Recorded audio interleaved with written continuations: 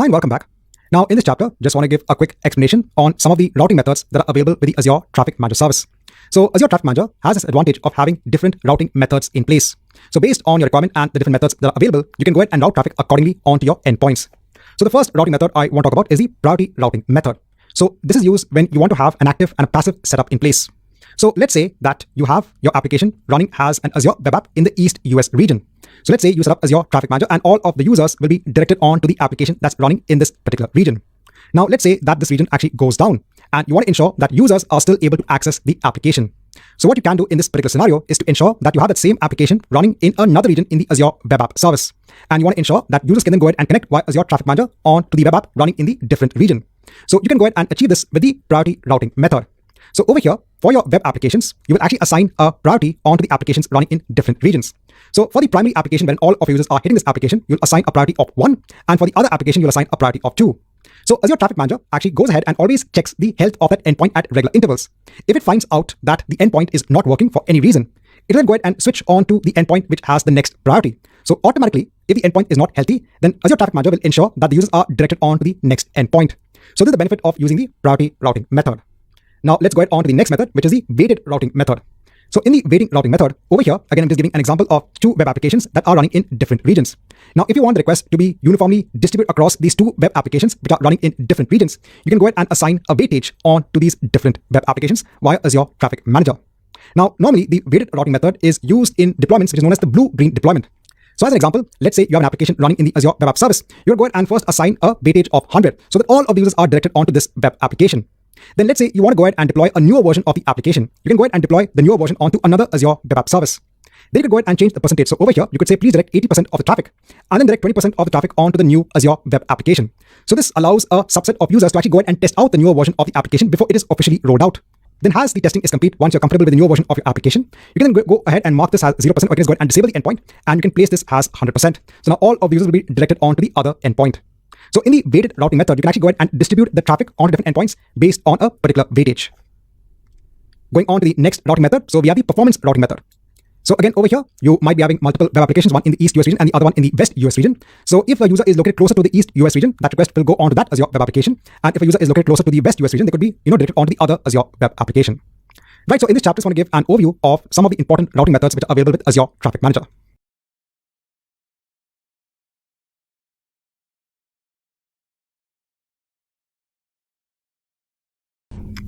Hi and welcome back. Now in this chapter, we are going to look at a lab on the Azure Traffic Manager. Now we are going to go ahead and look at the performance routing method. So for this particular lab, I'm going to go ahead and set up 2 storage accounts. So this will be in different regions. I'll have one in the North Europe region and I'll go ahead and set up another one in the Central US region. I'm going to go ahead and enable the feature which is available for Azure storage accounts for the blob service known as static website. I'll then have a simple HTML page which is placed on both of these storage accounts. This can become the home for both of these static websites. I'll go ahead and then create a traffic manager profile that is based on the performance routing method. And I'll ensure the traffic manager can route traffic onto either endpoint. So let's go ahead onto Azure. So here we are in Azure. So first let me go ahead and add the storage accounts. So I'll choose my resource group. I'll choose the location as North Europe. So I'll go ahead and give a name for the storage account. I'll go ahead and choose locally redundant storage just to save on costs. I'll go on next for networking, leave everything as this, go on to data protection, leave everything as this, go on to advanced, go on to tags, go on to view and create. And let me go ahead and actually create this storage account. Now in another tab, let me go ahead and create another storage account. This time I want to make sure it is created in the Central US region. So I'll go ahead and choose my location. I'll go ahead and give a name. I can just change the replication and leave all the other settings as they are. And I'll go ahead and create this storage account as well. Now in another tab, what I'm going to do is that I'm going to go ahead and create our traffic manager profile.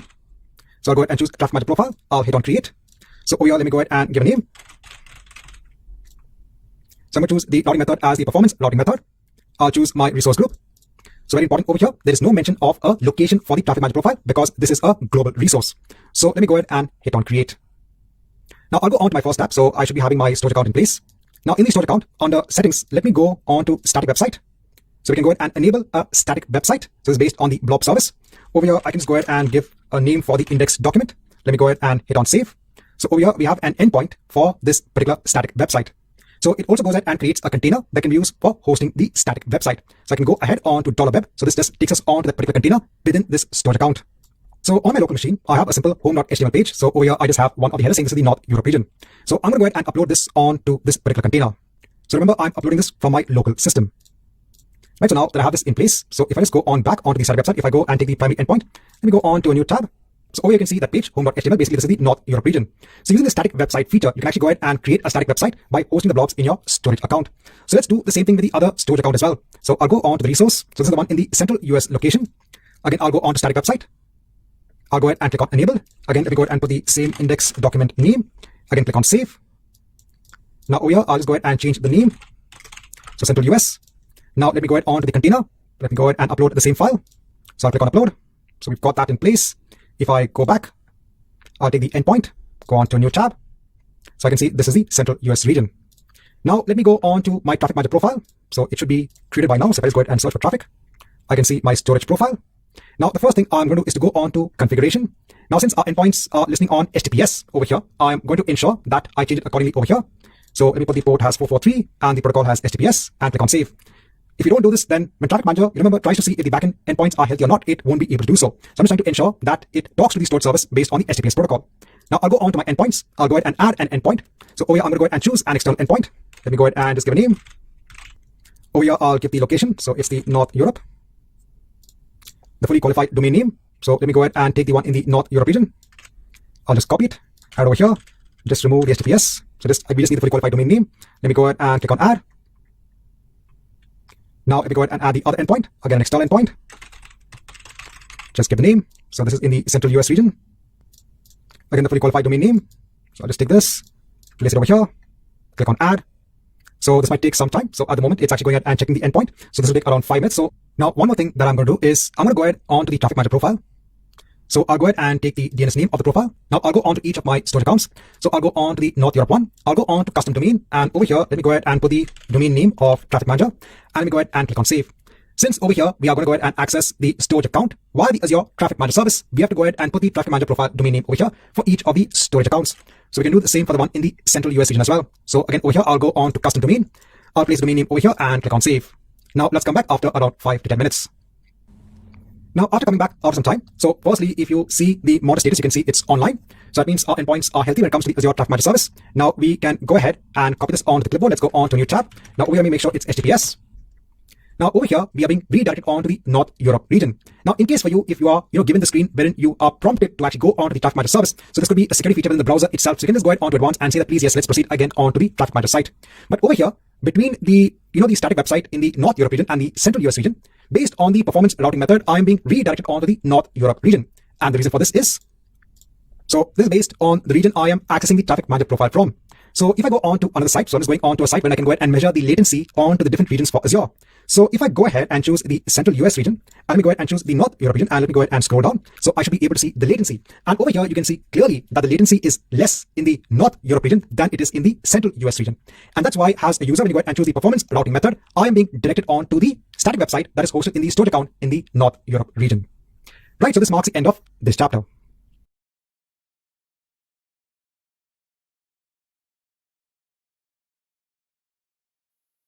Hi and welcome back. Now in this chapter, I want to have an overview on the Azure Front Door service. So the Azure Front Door service is a routing service that is available in Azure. This is a global service which is available to route requests based on performance and based on least latency. So over here, I'm giving an example architecture which can be used for routing traffic using appliances such as the Azure Front Door service, using the application gateway service, and you can also go ahead and use the Azure load balance service as well. So initially, you could have all of your user requests coming in onto the Azure Front Door service. Then based on the least latency, these requests could either be directed onto the setup running in the North Europe region, or you could go ahead and be directed onto a setup running in the Central US region. So a company could have their application running in 2 regions, in the North Europe region and in the Central US region. So depending on which region is selected, if I go ahead and just scroll down, so in the application gateway itself, you could again go ahead and use the options of, let's say, URL path-based routing to go ahead and distribute the request onto the backend virtual machines. And you can go ahead and also use, let's say, an internal Azure load balancer to distribute the request onto another set of virtual machines. So you can go ahead and use different routing mechanisms that are available in Azure in your architecture. Now, some of the important points which you should remember when it comes to the Azure Front Door service. So firstly, this is a global service, just like the Azure Traffic Manager service. Like the Azure Traffic Manager service, it also has some routing methods in place. So it has some features which are common with Azure Traffic Manager. At the same time, it also has some features which is also common with the application gateway service. So the Azure Front Door service also has the concept of SSL offloading and also has the feature of URL path-based routing. So for me, I'd like to compare Azure Front Door as a combination of the Azure Traffic Manager service and the application gateway service. Now, what we're going to do is that in our subsequent lab, we're going to go through a setup in which we are going to go ahead and create application gateway resources in different regions. We'll ensure to incorporate path-based routing, and we'll also go ahead and then provision the Azure front door service. So we'll see how the setup actually works when using different routing mechanisms in Azure.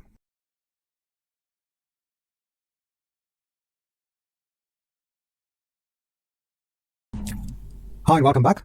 Now, in this chapter, let's go ahead and see how to work with the Azure front door service. So what we're going to do is that we're actually going to go ahead and first spin up 4 Azure virtual machines. We are going to go ahead and base them on Windows Server 2019. We're going to go ahead and install Internet Information Services on all of these virtual machines. We're going to go ahead and place some default.html files on all of the machines. We're then going to go ahead and ensure to create 2 Azure application gateway resources that are going to go ahead and point on to these different virtual machines. So my setups are going to be in 2 separate regions. I'm going to have one setup in the North Europe region and the other one in the Central US region. And then we'll go ahead and then use the Azure front door service to route traffic onto the Azure application gateway services located in the different regions. So let's go ahead.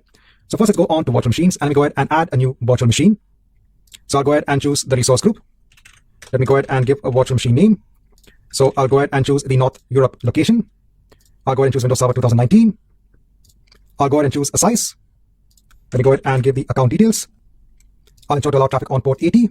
I'll go on to next with this, leave everything as this. I'll go on to networking, and I'll go ahead and create a new virtual network. So I'll go ahead and give a name for the network. Now over here, I'll go ahead and change the address range. So I'll make sure I have enough address ranges for the subnet that's going to go ahead and host the Azure application gateway resource. So first I'll create a subnet for hosting my virtual machines. And then I'll go ahead and create another subnet for the application gateway resource. Let me go ahead and hit on OK. So I'm going to ensure that it's created in the default subnet. I'll go ahead and again open port 80, go on to management, go on to advanced, go on to view and create. And let's go ahead and create this virtual machine. Now in another tab, let me again go on to virtual machines. Let me go ahead and add a new virtual machine. So again, I'll go ahead and choose the resource group. This time, I'll go ahead and choose the Central US region. I'll give a virtual machine name. I'll choose Windows Server 2019.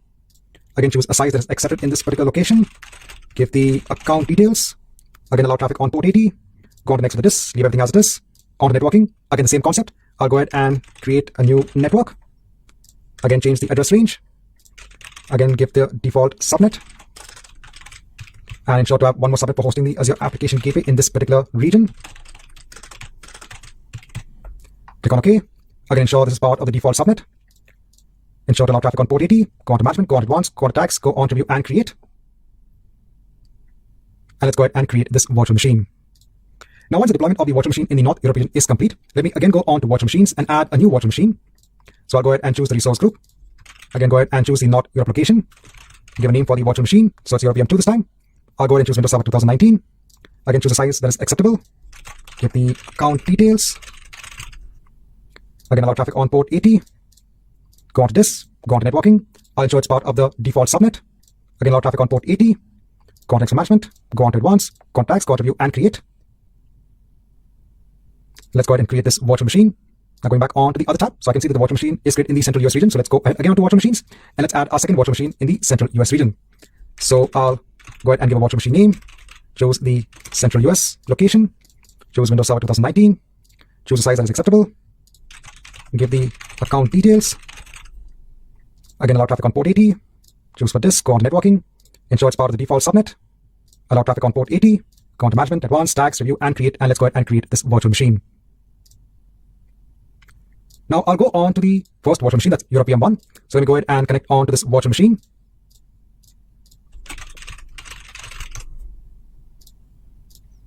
So on each of these virtual machines, I'll go ahead on to Server Manager. So if you don't get Server Manager, you can go on to Windows and choose Server Manager on the server. So I'll go ahead and add roles and features. Go on to next. Go on to next.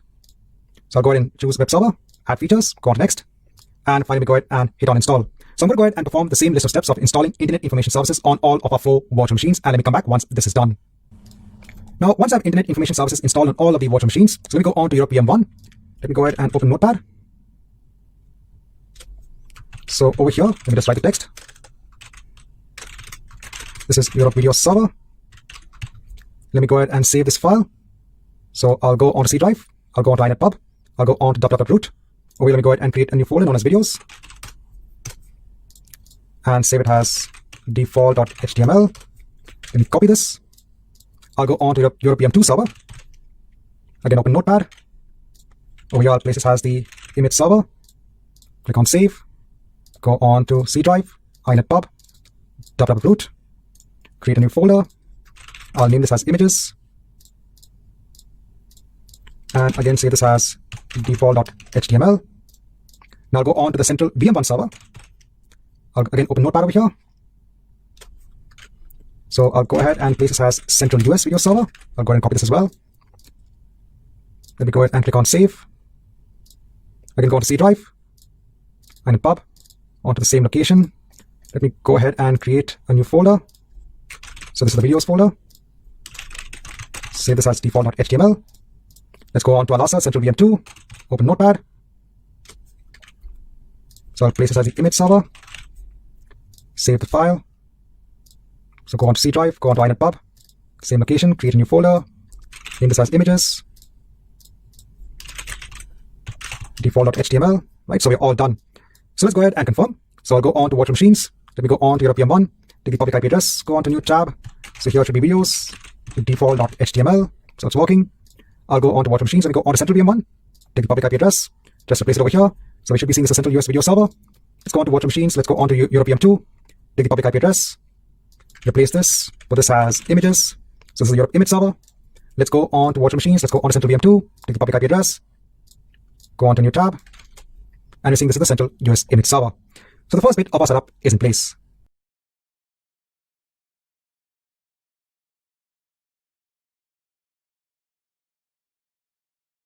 Hi and welcome back. So in the prior chapter, we had seen creation of 4 virtual machines. 2 are in the North Europe region. One is behaving as the video server, the other is behaving as the image server, and we have the same setup in the Central US region as well. Now let's go ahead and create our application gateway resource. So I'll go ahead and create a new resource. I can go ahead and search for application gateway. I'll hit on create. So I'll go ahead and choose my resource group. I'll go ahead and choose the North Europe region. I'll go ahead and give a gateway name. I'll leave it as standard v2. I won't enable auto scaling. I'll leave the number of scaling as 1. Now in the virtual network, I should be able to choose my Europe network and then choose my application subnet. So if your application subnet was not empty, you would not be able to choose the application subnet. I'll go on to front ends. So I'll go ahead and create a new public IP address for the Azure application gateway resource. I'll hit on OK. I'll go on next with the backends. So let me go ahead and add 2 backend pools. So one is the video pool. I can go ahead and choose the virtual machine. And let me go ahead and choose European 1. Remember, this is behaving as a video server. I'll go ahead and click on add. Go ahead and add another backend pool. This I'll place it as the image pool. Choose the virtual machine. Choose the standard Europe VM2 server. Click on add. Go on next for the configuration. Let me go ahead and add now routing rules. So just give a simple rule name. Give a simple listener name. Choose my front-end IP address. So it's all listening on port 80. Now I'll go on to the backend targets. Let me go ahead and choose any one of the pools. In the SP setting, let me go ahead and add a new setting.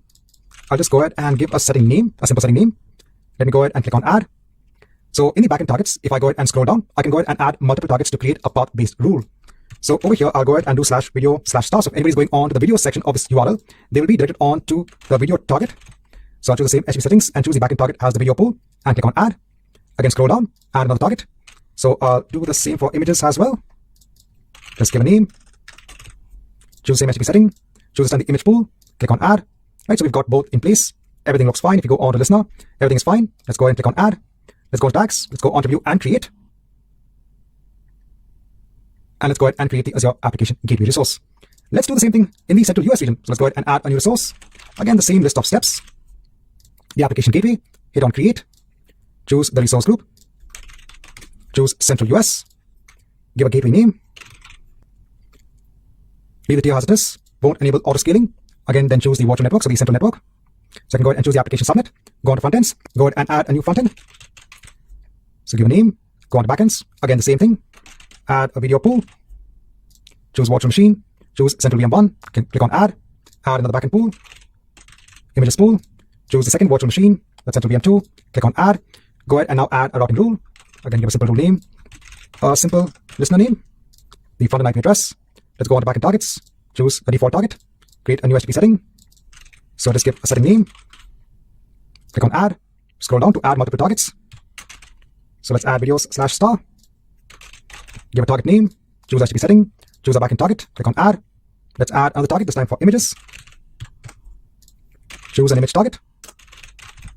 Choose the HTTP setting, choose the backend target of image pool, click on add. So we've got everything in place. Let's click on add over here. Let's go on tags, let's go on to view and create. And let's go ahead and create the application gateway resource. Now let's come back once you have both of the resources in place. Now once our application gateway is deployed, so I can go ahead and search for the gateway. So I can go on to the Europe gateway. I can go ahead and just take the public IP address that's assigned on to the Azure application gateway. Let me go on to a new tab. I'll go on to videos and default.html. So this is working. So it's going on to the Europe video server. And if I go on to images, it's going on to the Europe image server. Likewise, let's go ahead on to Gateway Central. Let's hope this also works as it should. So I'll go ahead and take the public IP address. First, just replace it over here for images. So this is the Central US image server. Let me go ahead and change this on to videos. So this is also working. So now we also have our Azure Application Gateway in place. Now let's go on to our final chapter to go ahead and implement the Azure Fundo service in front of our Azure Application Gateway resources.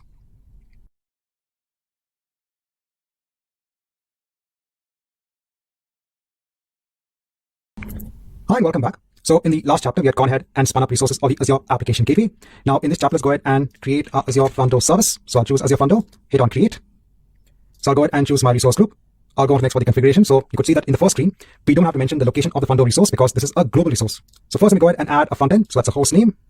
So let me go ahead and just give a simple host name. Then I can go ahead and leave all the other settings as they are and then click on add. Now I'll go ahead and add the backend pools. So just give a simple pool name. I'll go ahead and add a backend. Now in the backend host type, I'm going to go ahead and choose Application Gateway. I'll choose my subscription. Now I'm going to go ahead and choose the Europe Gateway. Leave everything as it is. In the priority, I'll leave it as 1. Let me put the weightage as 100 and click on add. Add another backend. So I can choose the Application Gateway. This time I'll choose Gateway Central. I can leave everything as it is and put the weightage as 100 and then click on add. So over here, I'm actually adding both of my Application Gateway resources as part of the backend pool. Both also have the same priority. So I will go ahead and see now that as user, when I go ahead and make a request on the Azure Fundo service, to which Azure Application Gateway resource am I directed onto? Now in the help ropes, I'm going to go ahead and choose HTTP because both of my, all of my virtual machines are listing on HTTP and not HTTPS. Let me go ahead and click on add. Now we go on to a routing rule. Give a simple rule name. I'll accept both of the protocols. I'll leave the patterns to match as they are. I'll go ahead and choose the forwarding protocol as match request because I will go ahead and also have an HTTP request as well. So leave everything as it is and click on add. Go on to view and create. And let me go ahead and create the Fundo resource. Let's come back once we have the resource in place. Now once I have the Azure Fundo resource in place, so I can actually go ahead and search for the resource. So Azure Fundo. Now if I go ahead and take the front end host, let me go on to a new tab. I'll just remove the HTTPS. Let me go on to videos and let me go on to default.html. So which one do you think I'm actually going to get? So based on my location, I am being directed on to the Azure Application Gateway resource that's running in the Europe region. So the entire idea of the Fundo service is to ensure that I am directed on to the environment which has the least latency. That's by default. So if we go on to another site when I can go ahead and check out the latency from my location onto, I'll choose the Central US and choose the North Europe region. And if I go ahead and scroll down, so I can see that the latency is less when it comes to the North Europe region. And that's why I am being directed on to the Azure Application Gateway that's running in that particular region. So even though we had a long demo, it's really important to understand the different routing mechanisms that we have in Azure. So this marks the end of this chapter.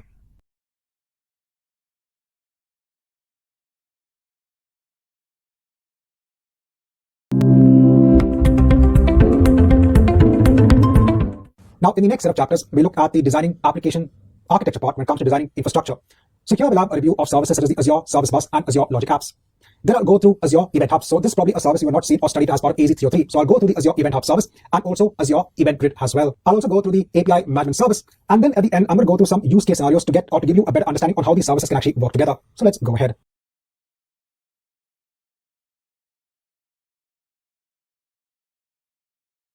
Now, in the subsequent chapter, we are going to go ahead and have a review on the Azure Service Bus service. But before that, I want to go ahead and tell you the benefit of having a queue service in place. So the queue service is available both with Azure Storage Accounts when it comes to general purpose V2 storage accounts and also with Azure Service Bus. And as an architect, it is very important to understand the purpose of having a messaging service in place. So I first want to go ahead and explain the benefit of having a queue service. So normally queues are used to go ahead and decouple different components of your application. And over here, I want to go ahead and give an example. Now, let's say that you had a hosting site wherein you could actually go ahead via a web application and you can go ahead and upload videos. So for example, as a Udemy instructor, I go ahead and upload videos for my courses. Now, before those videos can actually be published, they need to be processed. So the processing will be done internally by the Udemy platform. Now, one scenario in which you would actually go ahead and perform this entire implementation is to go ahead and first store the videos that have been uploaded by the user in some sort of data store. This can be a container in an Azure storage account, and all of these are stored as your blob objects. And then you have another application. This can be an internal application. So I said Udemy could be having their own internal application that will be responsible for the processing of videos. So this application will go ahead and pick up the videos from the storage where we have all of the unprocessed videos. It will go ahead and process the videos and then go ahead and store the processed videos in a different storage container. So now that we're comfortable with this workflow, let me go ahead and scroll down. So normally in this sort of architecture, when it comes to scaling for ensuring that the maximum number of videos get processed in a span of time, you might have multiple instances of the application running in parallel to go ahead and ensure that they process the videos from the underlying storage container. Now, in this sort of architecture, so when you go ahead and have videos that have been added onto the storage container, so let's say application, right? The first one has gone ahead and picked up the first video. The second application has gone ahead and picked up the second video, so on and so forth. Now, we assume this would be the order in which the videos get picked up, but this might not be the case. So over here, you'll have to guarantee or ensure that the application picks up the right video, and you have to ensure that the other applications don't pick up that same video for processing. So in this sort of scenario, it actually becomes difficult to ensure when you have multiple consumers on this side of the fence trying to go ahead and process content over here to go ahead and ensure a streamlined process wherein they only pick up videos that have not been processed. And also, if suppose an application midway actually crashes and is not able to go ahead and process that video, so that video would still be in the unprocessed state. So over here, you have a lot of logic that you need to add in your applications. So one of the ways in which you can actually go ahead and have a good segregation or an isolation when it comes to the responsibilities of the application is to go ahead and introduce a queue in between. So now what happens is that when a video is added by a user, this web application, first of all, is responsible for ensuring the video is added onto the storage account for unprocessed videos. Then it could go ahead and also send a message onto a queue saying that this video is now available for processing. In the message, it might have contents such as what is the name of the video and the location of the video in the storage account. At this point in time, any application component can actually go ahead and pick up this message from the queue. And then it can go ahead and open up the message and it can go ahead and take the video. When this message is actually taken by one application component, it will not be read by other application components over here. They will go ahead and read probably the next message in the queue. So over here, you are trying to ensure to separate the concerns of the application and the underlying storage. So both of these are separate and is now being segregated with the use of this queue service. So over here, once the application has finished processing the video, it will go ahead and delete this message from the underlying queue.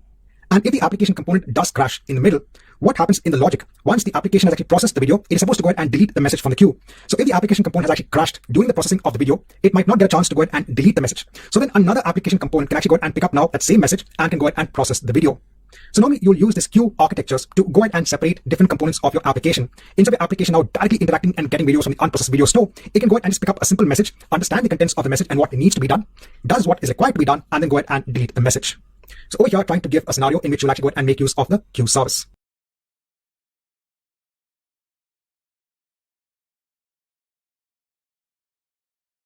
Now, in this chapter, I just want to have a quick review on the Azure Service Bus service. So this service can actually be used to go ahead and define queues and topics in Azure. So this is a messaging service that is available on the Azure platform. So in Azure Service Bus, you can go ahead and define a messaging queue. Here, you can then go ahead and have an application send messages onto the queue, and then you can have another application component receive messages from the same queue. Remember in the previous chapter, I had mentioned what is the benefit of having a queue or a messaging service in place. So you can actually go ahead and define the queue in Azure Service Bus. Now, one of the main reasons as to why you might want to opt for Azure Service Bus for defining the queue rather than Azure Storage Queues is because the queue service in Azure Service Bus has much more functionality. When it comes to the actual message itself that can be sent onto the queue, the message can actually have a lot of properties, and there are also other aspects that are available which makes this queue service much more rich in its features when compared to Azure Storage Queues. Now, apart from creating queues, you can also go ahead and create topics. So over here, you might have one application that is sending messages onto the topic. And then on the right-hand side, you could go ahead and have applications that can first subscribe to a topic. Once they subscribe to a topic, then they can go ahead and receive the messages from the topic itself. And with the topic, you can also go ahead and create filters. So the subscribers can actually go ahead and decide based on the filters what are the type of messages that they want to go ahead and receive. So in this chapter, I just want to have a review when it comes to the Azure Service Bus.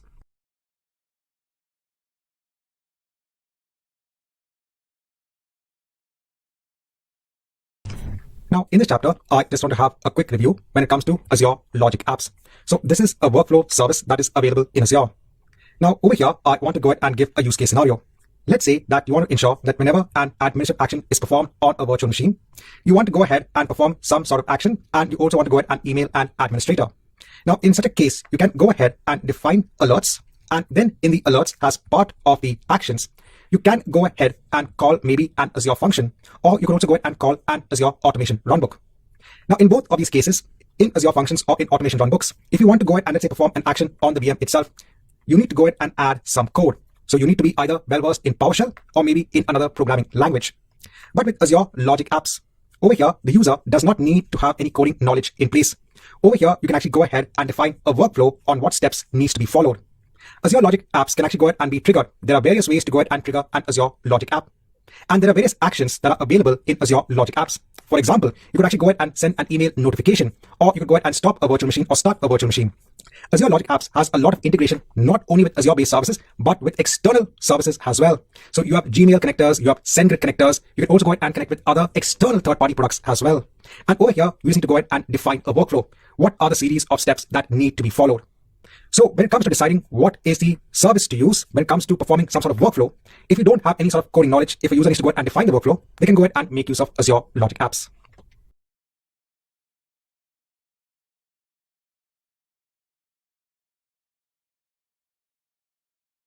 Now in this chapter, I want to go through a use case scenario which makes use of Azure Logic Apps. Here I want to use Azure Logic Apps to be triggered whenever a virtual machine is in the deallocated state or has been deallocated. Here I have a virtual machine. The name is Demo VM. So let's say I want an IT administrator to be notified when someone deallocates this virtual machine. I can make use of Azure Logic Apps. Azure Logic Apps will internally make use of the Azure Event Grid service to listen for events based on this virtual machine. So let's go ahead and see how to implement this. So in another tab, I've gone ahead and quickly deployed an instance based on the Azure Logic App, the consumption plan. I'll be redirected onto the Logic Apps designer. I'll scroll down and I'll create a blank Logic App. So I said that this Logic App will determine the event sent from the virtual machine, and from there we need to go ahead and perform an action. For this, the Azure Logic App will be dependent upon the Azure Event Grid service. So here I'll search for Event Grid. I'll choose Azure Event Grid. I'll choose the trigger of when a resource event occurs. Here I'll sign on to my default directory. So I'm giving permissions onto Azure Logic App to listen for events based on my default directory. I'll choose my Azure admin account. So I'm connected. Here I'll choose my subscription. In the resource type, here you can see that you don't have the resource type of an Azure virtual machine. So we are going to listen now for events onto resource groups and then filter it based on Azure virtual machines. Here in the resource name, I'll choose the resource group that contains my Azure VM. Here in terms of the event type, I'll choose the event type of a resource action success. When a VM is deallocated, there will be an event based on resource action success that will be emitted by Azure Event Grid. Now, once this is done, I'll click on a new step. I now want to use a condition. I want to search for a specific action. So I'll choose a control. Here I'll choose condition. Here I need to choose a value. Here in the value, I'll choose expression. I'm going to put this expression in place. Now, when the event is sent onto Azure Logic Apps, the data about the event will be given onto Azure Logic Apps from Azure Event Grid. In that data object, I want to search for the operation name. If the operation name is equal to the operation of deallocating a VM, then I want to perform some action. So this is going to be my condition. That's why I'm searching in the data object itself for the operation name. I'll click on OK. Here I'll choose is equal to, and here I need a value. The value I'll be choosing is Microsoft.compute/virtual machines/deallocate/action. I'll copy this and just place it over here. If I go on to the code view and then go back onto the designer, if I go onto my condition, this now changes onto a data.operation. Here I'm searching for whether an operation is equal to the deallocation of a VM. If this condition is true, I'll add an action. In the action, I want to send an email onto one of my Outlook.com accounts, so I'll choose Outlook.com. Here I'll choose the action of sending an email. So I'll choose send an email version 2. I'll sign in onto my Outlook.com account. So here I'll sign in with a different Microsoft account. So just signing in onto my account, I'll click on next. Once I'm signed in, I'll add the same as the email address I want to send to. Here in the subject, I'll just put as VM event. And in the body, I can choose from different dynamic content. So I can click on see more. Here, let's say you want the time of the event or the event type. So all of it will be added over here. And other information such as what is the subject of the event, you can add it in the email over here. I'll then go ahead and click on save. So now I have my Logic app in place. I'll go onto my demo VM machine. I'll go ahead and click on stop. Let's come back after a couple of minutes once the machine is in the deallocated state. Now, after just a couple of minutes, my machine is in the deallocated state. If I go onto my email, I've got an email notification when it comes to the VM event. Over here, I have the time, the subject, etc. So the information now about the deallocation has come onto my email address. So you can go ahead and make use of Azure Logic Apps as a workflow system. The workflow can interact with not only services in Azure, but external services as well.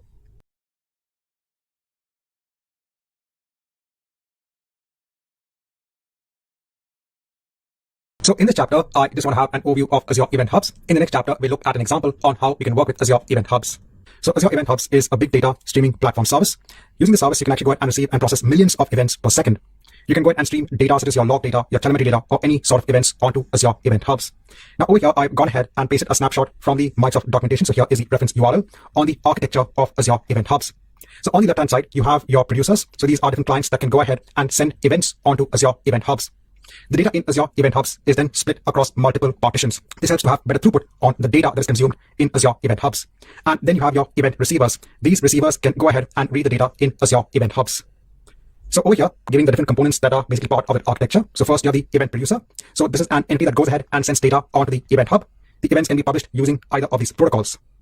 Then you have the partitions in the Azure Event Hub. So here your data is split across multiple partitions. This helps for better throughput of your data. That means more data can actually be sent onto Azure Event Hubs. Then you have consumer groups. So this is basically a view of the entire event hub. You then have throughput. So this is the throughput capacity for event hubs. And then you have event receivers.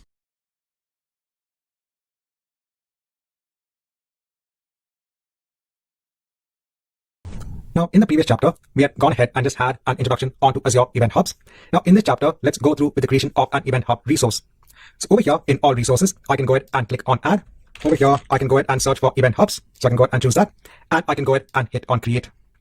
Over here, I can go ahead and choose a resource group. Over here, I need to go ahead and give a namespace name. So you can actually go ahead and define multiple event hubs within a namespace itself. So over here, you need to go ahead and give a namespace name first. Next, I can go ahead and choose my location. In the pricing tier, I can go ahead and choose the basic pricing tier. Over here, I can leave the throughput units as it is. I'll go on tags. I'll go on review and create. And then I'll go ahead and hit on create. This will just take a couple of minutes. Now, just a quick note. There are many resources or services in Azure in which you can actually go ahead and stream the diagnostic logs onto Azure Event Hubs. So for example, if I go onto one of my databases over here, if I go ahead and scroll down, if I go onto diagnostic settings, over here, if I add a diagnostic setting, on the left-hand side, I can go ahead and stream a variety of log options or even metrics. And on the right-hand side, I can go ahead and actually stream it onto an event hub. So this is actually a big data ingestion service wherein you can actually go ahead and submit different types of events onto the event hub. Just giving an example, this diagnostic setting is available for a lot of services in Azure. Now back onto our namespace, I can see that it has been created. So I'll go ahead onto the resource. Now over here, I can go ahead and create an event hub. Over here, I can go ahead and give a name for the hub and I can go ahead and then hit on create. When it comes to knowing more about event hubs, you should either go for the AZ-204 exam. That is actually from the development perspective. Or if you're looking at the data engineering perspective, then probably you should look at DP-203, the data engineering exam, because this is more from the ingestion of data. You're looking at how to work with data over here. Now, once we have the event hub also in place, so if I go ahead and scroll down, if I go onto event hubs, I can see my hub over here. So now you have to go ahead and send and receive data onto this event hub. So I said one way is to go ahead and stream data via the diagnostic setting for various Azure services. But in my case, I want to go ahead and show you a demo. So I have two .NET Core applications in place. One is for sending data onto the event hub, and the other is for receiving data from the event hub. So over here, I have the program in place that is used to go ahead and send some information onto the event hub. I'm just going ahead and sending different order information. Over here, each of my order objects has an order ID, a quantity, a unit price, discount category. This is based on an order class. So going back onto the main program, we have to go ahead and change the connection string over here. This connection string should connect onto our event hub. So if I go back onto my event hub, I have to go on something known as shared access policies. I can go ahead and add a shared access policy. I can go ahead and give a policy name. And in terms of the permission, I'll go ahead and choose send, and I'll go ahead and hit on create. We are trying to go ahead and add a policy in terms of authorization. I want my program to have the ability to send events onto this event hub. Since my program is only sending events, that's why in terms of the claims, I'm only going ahead and using the send claim. Now I can go ahead and copy the connection string from here. I can go onto my program. So I have two programs in place, right? I'll leave this over here. Let me go ahead and just run this program. Right, so it's saying the batch of events have been sent. Now I'll go on to my other program. This is basically used for receiving the events. Over here, I'm taking different properties about the event itself, and I'm just displaying it onto the console. So over here now, going back, let me go ahead and create a new shared access policy. Over here, I'll just give a name. And since in my next program, I'm going ahead and now listening for the events, I'll go ahead and choose listen over here and hit on create. Now I'll go ahead and take the listen policy. I'll go ahead and take the connection string.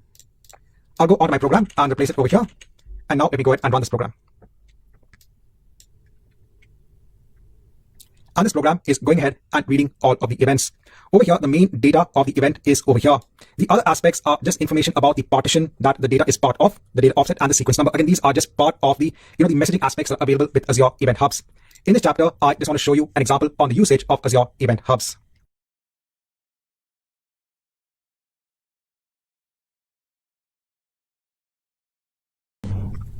Now, in this chapter, I just want to go through the implementation of a very simple use case scenario.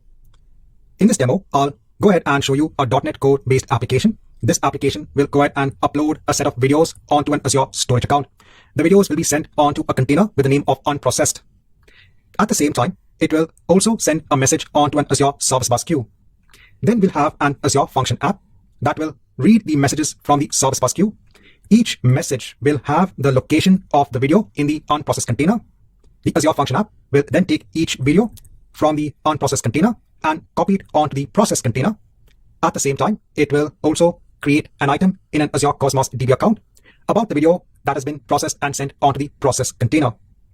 So in this demo, just want to go ahead and show you an entire architecture which makes use of Azure Service Bus Queue, the Azure Function App, and Azure Cosmos DB in addition to storage accounts. Now for this demo, I have two .NET Core applications in place. The first application will transfer the videos onto a container in an Azure storage account. At the same time, it will also send a message onto the Service Bus Queue. I have another .NET Core application. This is an Azure function. This function will read the messages from the Service Bus Queue. It will then, based on the message, copy the video from the unprocessed container onto the process container, and at the same time, it will create an item based on the video information onto an Azure Cosmos DB account. So first and foremost, let's create the required resources in Azure. I need an Azure storage account. I need an Azure Cosmos DB account. I also need an Azure Service Bus Queue. Here in all resources, I'll go ahead and hit on create.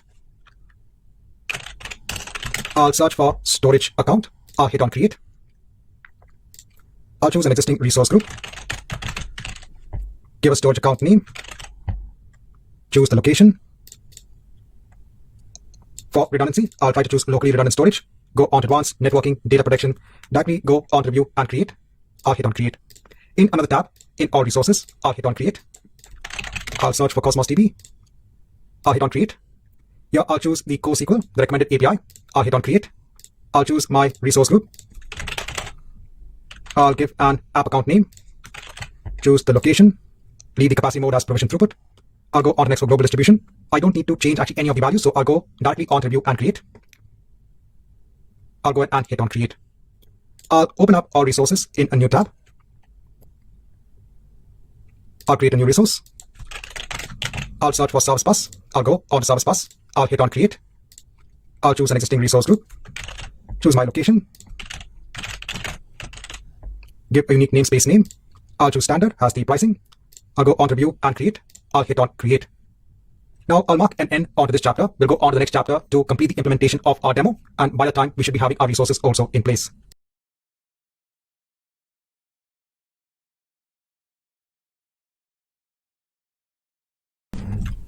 In the last chapter, we left off with the creation of our storage account, our Azure Cosmos DB account, and the Service Bus. I have my storage account in place. If I go on to the resource, I'll go on to containers. I need to go ahead and create two containers.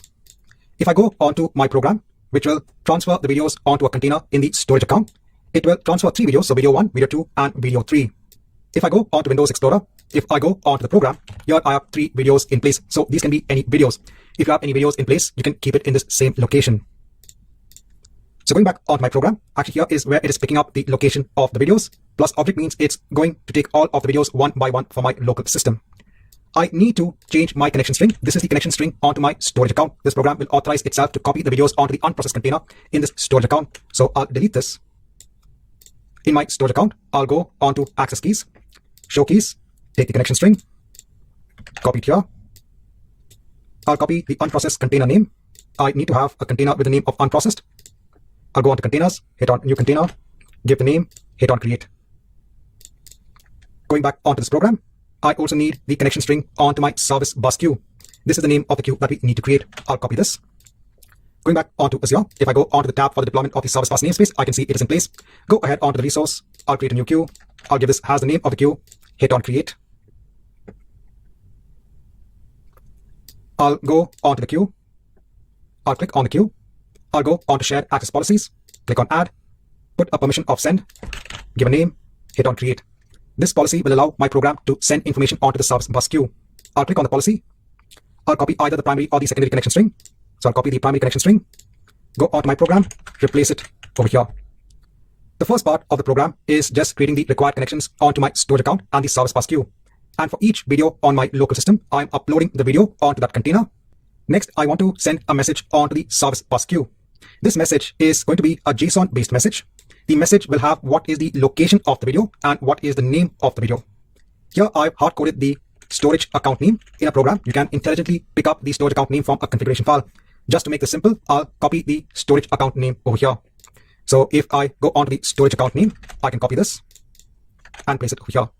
So this program has all of the required information to send now my videos onto the unprocessed container and send a message onto the Service Bus Queue.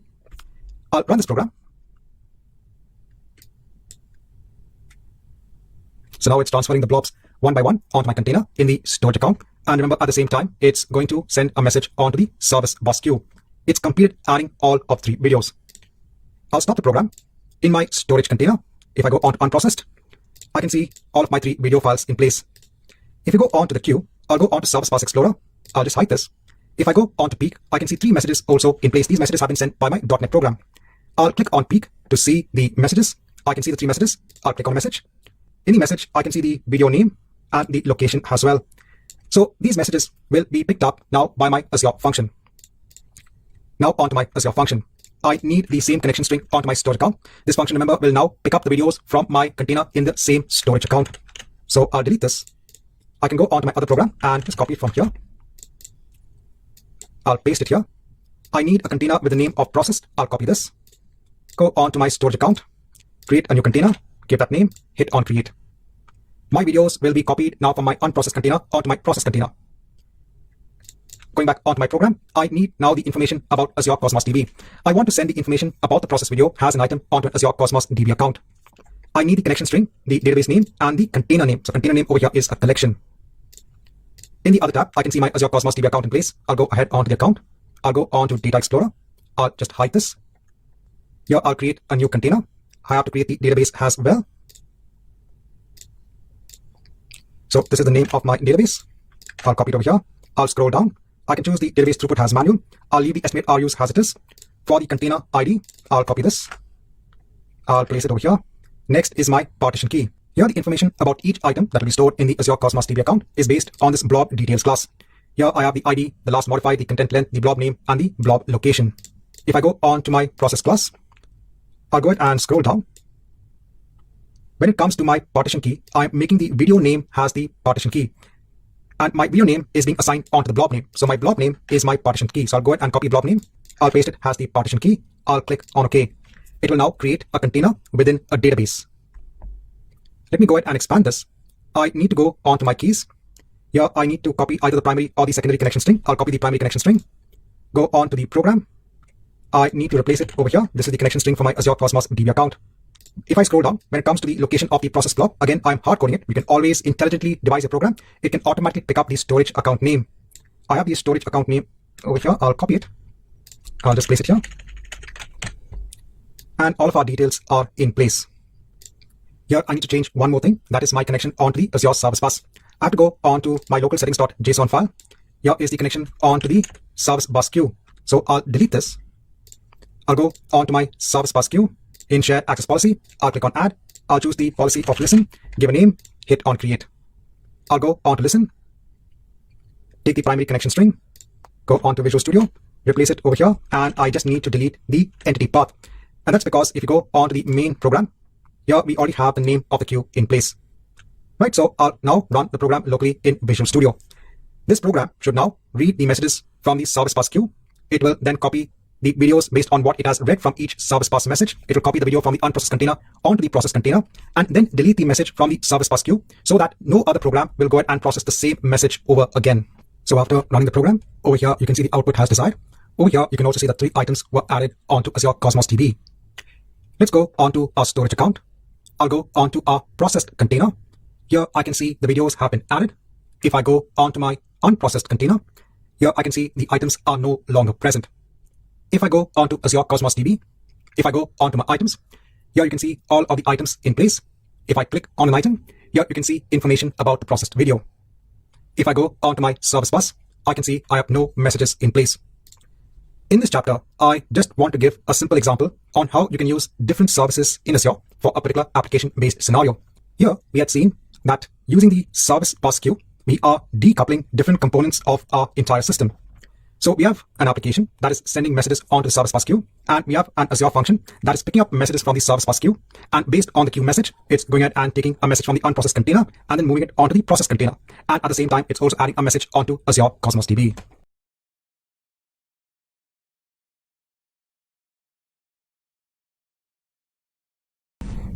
Now I want to go through another use case scenario. In this use case scenario, I am going to enable the diagnostic setting for an Azure SQL database. I have an existing SQL database in place. The diagnostic setting will stream its data onto an Azure Event Hub. I have an Azure function that is developed in Visual Studio that will pick up the events that are sent from Azure Event Hub and create it as separate items in an Azure Cosmos DB database. So let's go ahead. So in Azure, I have an Azure SQL database in place. I don't have an Azure Event Hub in place as of yet. So in another tab, let me go onto all resources. I'll hit on create. I'll search for Event Hub. I'll go ahead and choose Event Hubs. I'll hit on create. I'll choose a resource group, give a name, choose my location, choose the pricing tier as basic. I'll go on to review and create, and I'll hit on create. Now I've just gone ahead and opened up the code for my Azure function in Visual Studio. So this code will read all of the events from the Azure Event Hub and then create corresponding items in a container in an Azure Cosmos DB database. I have an Azure Cosmos DB database in place. I first want to go ahead and replace the connection string for the Azure Cosmos DB account. In Azure, I'll go onto my existing Azure Cosmos DB account. In the keys section, I can take the primary connection string. I'll copy it. I'll replace it over here. I need to create a database with the name of logdb and with a container name of dbmetrics. I'll go onto the Data Explorer. I'll just hide this. I'll create a new container. Here, I'll create a new database. So logdb. I'll choose the name of the container. That's dbmetrics. Here, I'll choose it as manual. I'll leave the RUs as it is. Put that as the container ID. And then I need the partition key. Here, my partition key is going to be the metric name. So I'll copy this metric name. I'll place it over here. I'll click on OK. So here I'm creating a collection or a container in my Azure Cosmos DB database. This is based on the SQL API. Going back onto my program, I next need a connection onto my Azure Event Hub. Here, there is an assumption that the name of the Event Hub is SQL Hub.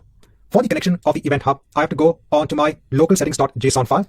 And here I need the connection for my Azure Event Hub. I can see that I have my hub namespace in place. I'll go onto the resource. I'll create an Event Hub.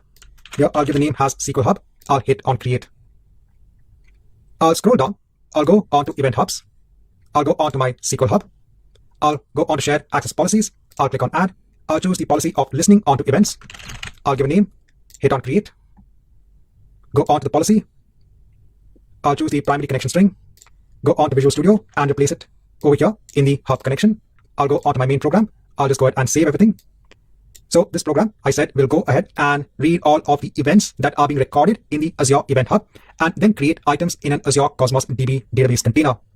Here, each item in the database container is based on this metric class. Here, I have the ID, the metric name, the minimum, the maximum when it comes to the metric itself, and what is the resource ID.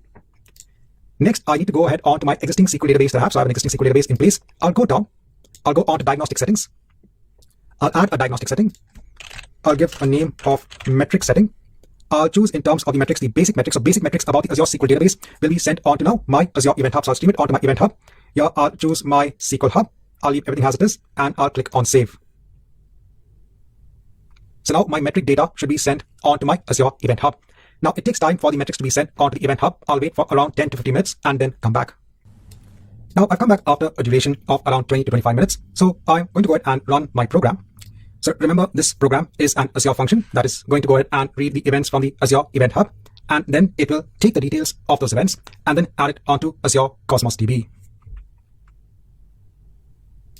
And here you can see the output as desired.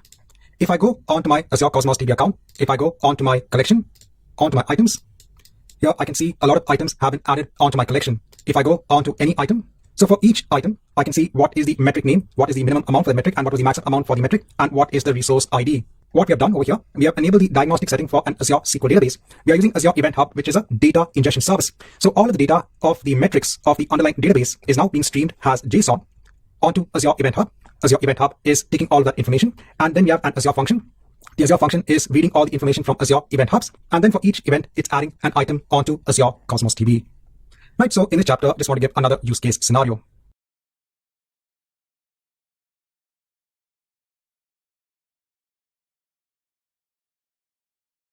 Hi and welcome back. Now in this chapter, let's have an introduction onto the Azure Event Grid service.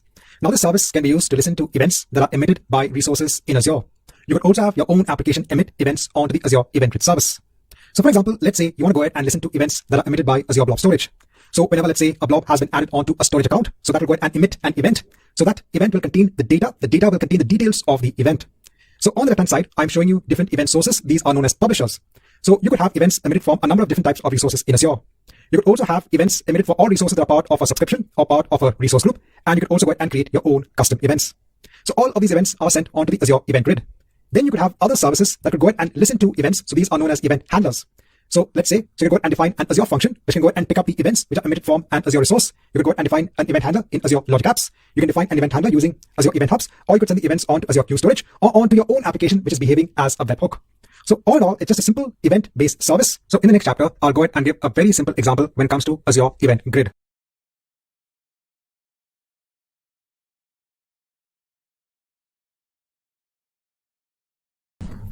Now, in order to go ahead and demonstrate the use of the Azure Event Grid service, the first thing I'm going to do is to create an Azure function. We need some consumer that will actually go ahead and receive the events that are sent by Event Grid. And for that, we can actually go ahead and make use of Azure functions. So over here in all resources, I'll go ahead and quickly create an Azure function app. I'll go ahead and search for function app. I'll go ahead and hit on create. I'll go ahead and choose an existing resource group. I'll go ahead and give a simple app function name. I'll go ahead and choose the runtime stack as .NET. Let me go ahead and choose my region. I'll go on to next for hosting, so it'll go ahead and create a storage account. I'll leave everything else as it is. I'll go on to monitoring. It'll go ahead and create an application insights resource. I'll leave it as it is. I'll go on tags. I'll go on to review and create. And let me go ahead and hit on create. This might just take a couple of minutes. Now with Azure Event Grid, we are going to go ahead and listen for events that are emitted from a storage account. So over here, I have a storage account in place. Now over here, if I go on to containers, if I go on to my data container, I don't have any objects in place. Now if I go on to my storage account, there is something known as events over here. If I go on to the events, here is where you can actually go ahead and create event subscriptions. This is actually based on the Event Grid service. If I go ahead and click on event subscription, over here, I can go ahead and subscribe onto events. What are the events we can subscribe to? It depends upon the type of resource. Since this is a storage account, you have events such as blob being created, blob being deleted, and other events as well. I'll go ahead and leave it as it is. We don't need to go ahead and give a name for the subscription because we are subscribing onto the events. Over here, we'll go ahead and give the name of our topic. We need to now go ahead and specify the endpoint that is going to go ahead and receive the events. So let me go on to the other tab. I have my Azure function in place. I'll go on to the resource. Now over here, I'll go on to functions. Now I'll go ahead and add a function. There is a trigger, which is known as the Azure Event Grid trigger. So this is a special type of trigger that is available for Azure functions. So I'll go ahead and choose that. I'll go ahead and scroll down, and over here, you can go ahead and give the name. For now, I'll leave it as it is and click on add. Now adding this function, we'll go ahead and add some boilerplate code onto the function itself. So if I go on to code and test after the function opens, over here, you can see some simple code in place. It is taking the data within the event and it's logging it onto the log console. So over here, let me go ahead and open up the logs. Let me go back onto my event subscription. So now over here, I'll choose Azure function. I'll go ahead and select an endpoint. I can go ahead and choose my function app and my function and confirm the selection. And let me go ahead and hit on create. So now if you go on to event subscriptions, if you go ahead and scroll down, you can see the subscription in place. Now I'll go on to my containers. I'll go on to the data container. Over here, let me go ahead and upload some files. So I'm just uploading 2 image files. I'll go ahead and hit on upload over here. If I go back onto my Azure function, you can see it has been triggered. And over here, you can see the contents of the event itself. I can see both the names of the image files that have been uploaded. Now, using the Azure Event Grid service, my Azure function can be notified whenever an event occurs on the Azure storage account.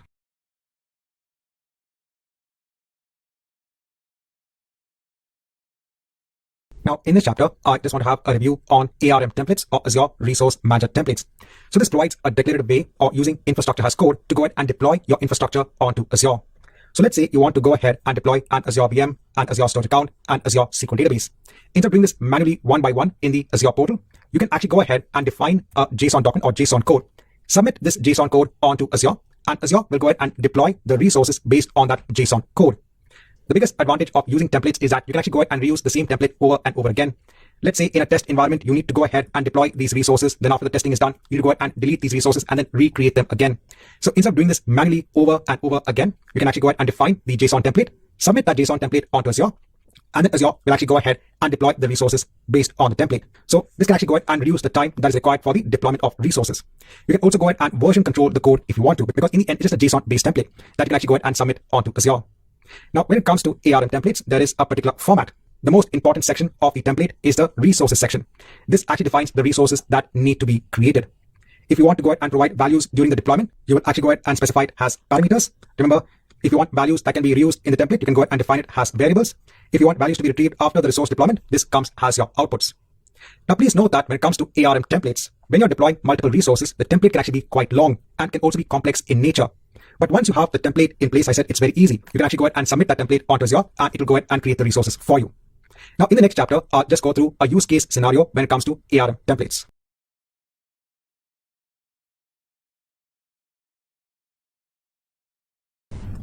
Now, in this chapter, I just want to show an example of deployment of multiple storage accounts with the use of ARM templates.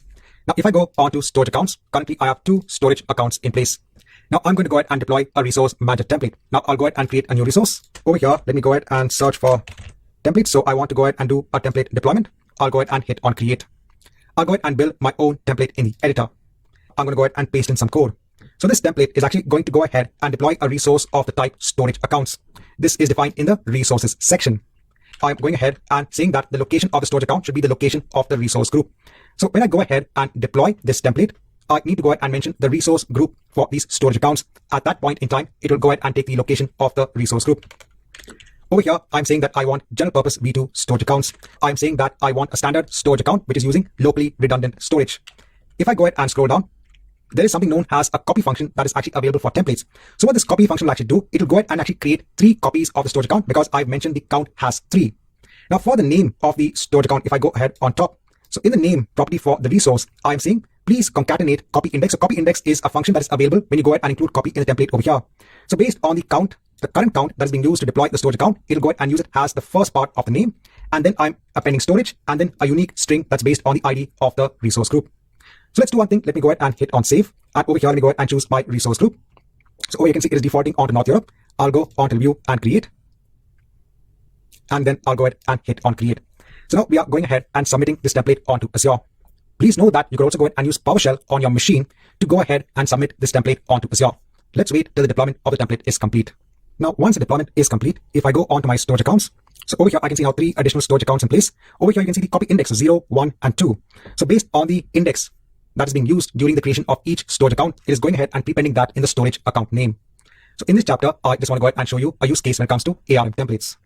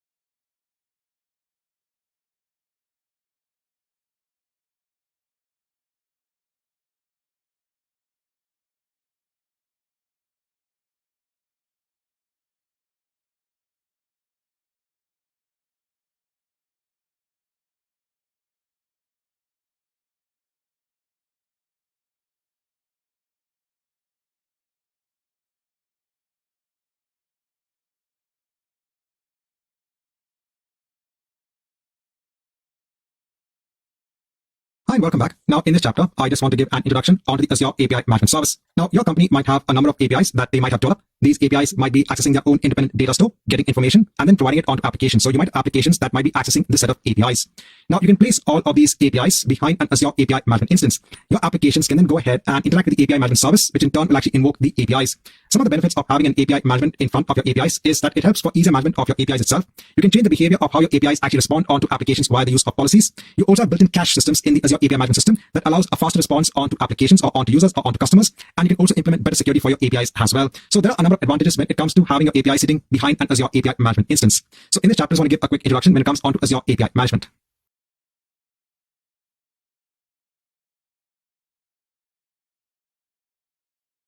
Now, in this chapter, I just want to go ahead with the creation of the Azure API Management Service. So I just want to go through some chapters to go ahead and show you how the Azure API Management Service works. So over here at all resources, I'll go ahead and click on add. I'll go ahead and search for API management. I'll go ahead and choose that, and I'll go ahead and hit on create. Now over here, I'll go ahead and choose my resource group. Let me go ahead and choose my location. Over here, I need to go ahead and give a name for the API management instance. Then I need to go ahead and just give an organization name and what is the administrator email. Now, when it comes to the pricing tier, I'll go ahead and choose the developer pricing tier. There is no SLA, but that's fine over here. I'll go on to next for monitoring. I don't need application insights, not doing anything with scaling, don't need a managed identity. If you want, you can go ahead and make this API gateway access your resources in an Azure virtual network. For now, I'll leave it as none. In protocol settings, I won't change anything. I'll just go on to review and create. and then I'll go ahead and hit on create. Now, it does take time to create the API management instance. It could take around 15 to 20 minutes. So let's come back once we have the API management instance in place.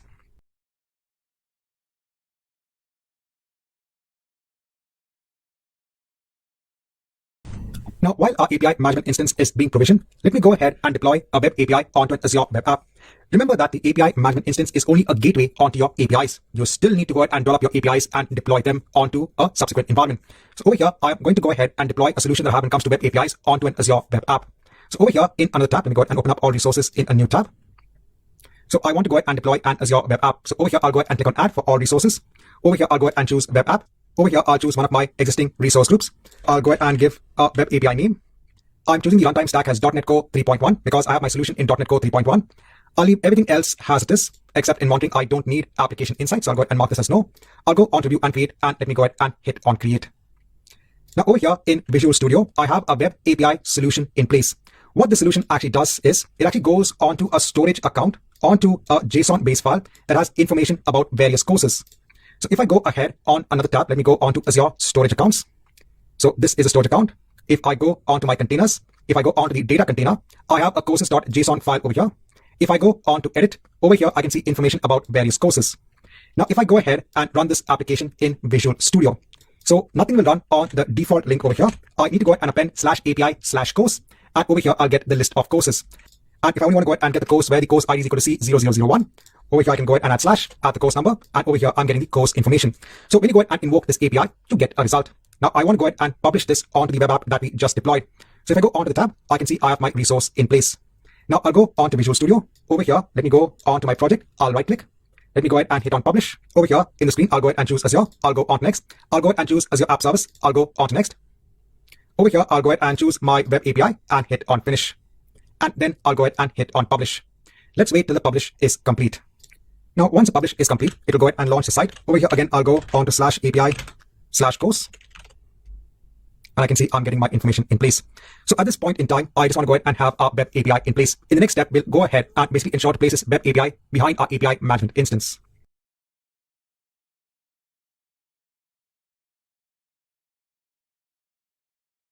Now, once you have the API management instance in place, you can go ahead onto the resource. And the first thing that you need to do is now go ahead and define your API. So you can go onto APIs. By default, there'll be an Echo API in place. This is an example API. But since we've already gone ahead and published our API onto an Azure web app, let's go ahead and make use of this. So we go ahead and just hide this. And over here, let me go ahead and define a new API by clicking on a blank API.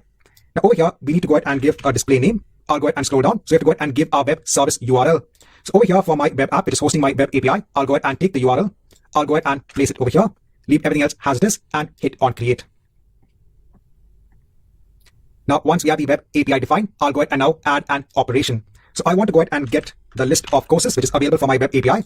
Over here, remember, it's /API/course. And let me go ahead and hit on save. Now, you can also go ahead and test your API. So if you go on to the test section over here, you can go ahead and scroll down. And over here, you can go ahead and hit on send. So you can see that now it is going to go ahead and send a request via the API management instance. I can go ahead and click on send over here.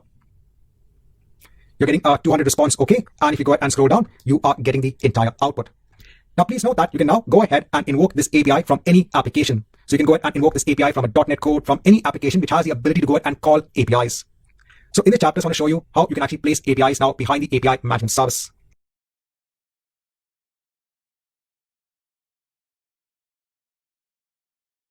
Now, in this chapter, I want to go ahead and explain the virtual network feature, which is available as part of the Azure API management service. So far, we have seen how we could go ahead and basically create an Azure web app. So this is basically a public service. And then we went ahead and pointed our API management service against the APIs hosted in the web app.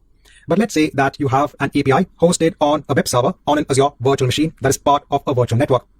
Now, you can go ahead and allocate a public IP address for this virtual machine and ensure that the Azure API management service points on to the public IP address.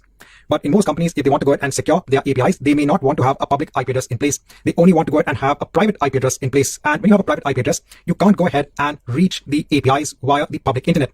And this is required by the API management service. The API management service needs to have the abilities to talk to the underlying APIs.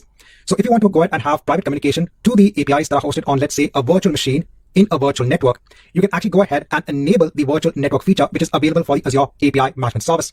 When you go ahead and enable this feature, then there is a link that gets created between the Azure API management service and the virtual network. Now, there are two settings that are possible when it comes to the virtual network setting for the Azure API Management Service. First is external.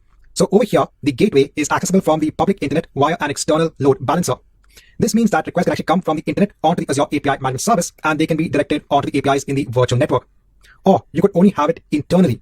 That means only users from within the virtual network, within that environment itself, can actually go ahead and access the virtual machine, which is part of the virtual network. Over here, users from the internet cannot go ahead and invoke the APIs. So this is when you have your APIs only to be hosted within the company network itself. If you want others to go ahead and maybe access the APIs, then you can go ahead and create site-to-site VPN connections from your on-premise servers onto the Azure virtual network. Again, this is just a scenario that is available. Now, we are going to go ahead and see an example on how you can enable this virtual network connectivity for the Azure API Management Service.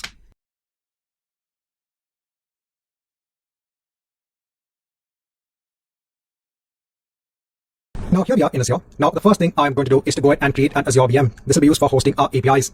So over here, let me go ahead and create a new virtual machine. Now, over here, I'll go ahead and choose one of my existing resource groups. Over here, let me go ahead and choose the central US location. Let me go ahead and give a simple name for the VM. No infrastructure required. I'll go ahead and choose Windows Server 2019 Data Center. I'll choose the size that is available. Let me go ahead and enter the account details. Over here in the ports, let me go ahead and allow traffic on port 80 because we'll be installing Internet Information Services to go ahead and host our API. I'll go on to next with this. I'll leave everything as it is. I'll go on to networking. Now over here, we need to go ahead and make a change. So let me go ahead and hit on create new. So over here, we have to ensure that whatever is the IP address range that is assigned onto the virtual network, over here we have /16 in place and the subnet is /24. And that is because we need a new subnet that is required by the Azure API management resources. So over here, let me go ahead and give a name for the network. Over here, I can go ahead and leave the address range as it is. Over here, let me go ahead and give a name for a new subnet that's known as API subnet. Over here, let me go ahead and enter basically a subnet which is in the range. I'll go ahead and hit on OK. Over here, I'll ensure that the subnet is a default subnet, so it might go ahead and change onto the new subnet that we created. So I'll leave it in the default subnet. I'll leave everything else as it is. Let me go on to next for management. I'll go on to advanced. I'll go on tags. I'll go on to review and create. And let's go ahead and hit on create. Let's come back once we have the VM in place. Now, once you have the VM in place, let me go ahead and connect on to the VM. So I'll go on to connect RDP. I'll download the RDP file. I'll connect onto the server. So I'll go ahead and click on yes. Now on the VM, I'll go ahead and click on add roles and features. So I'll go on to next. Now I'm going to go ahead and also deploy basically an API solution. So we had seen this early on. We had gone ahead and deployed that web API onto an Azure web app. This time we'll go ahead and deploy it onto an Azure VM. So I'll go on to next web server. Now I'm going to go ahead and deploy that basically from Visual Studio. So for that, I'm going to go through the steps of how do you enable a VM when you want to go ahead and publish a project basically from Visual Studio. So we had seen this earlier on. So for now, I'll go on to next. Now over here, let me go ahead and enable the management service. I'll go ahead and click on add. I'll go on to next and let me go ahead and hit on install.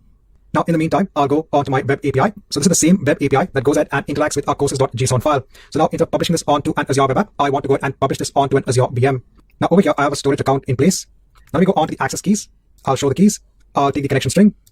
Let me go ahead and replace the connection string over here. So I do have a data container, courses.json. So over here, if I go on to my containers, if I go on to data container, so I have my courses.json file. Right, so let me go ahead and just verify this. I'll run this locally.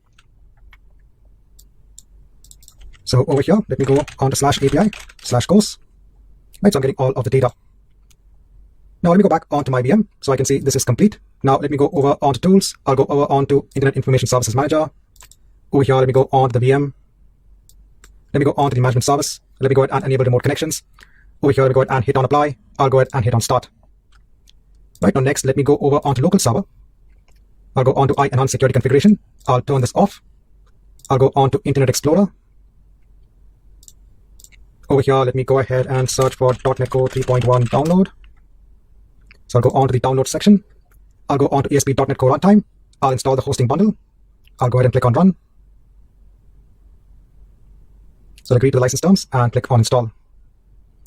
Once this is complete, I'll go ahead and search for web deploy 3.6 download. So I can download version 3.6. I'll go ahead and hit on download over here. I'll choose the 64-bit version. I'll go on to next. I'll go ahead and allow once. So let me go ahead and run the installation.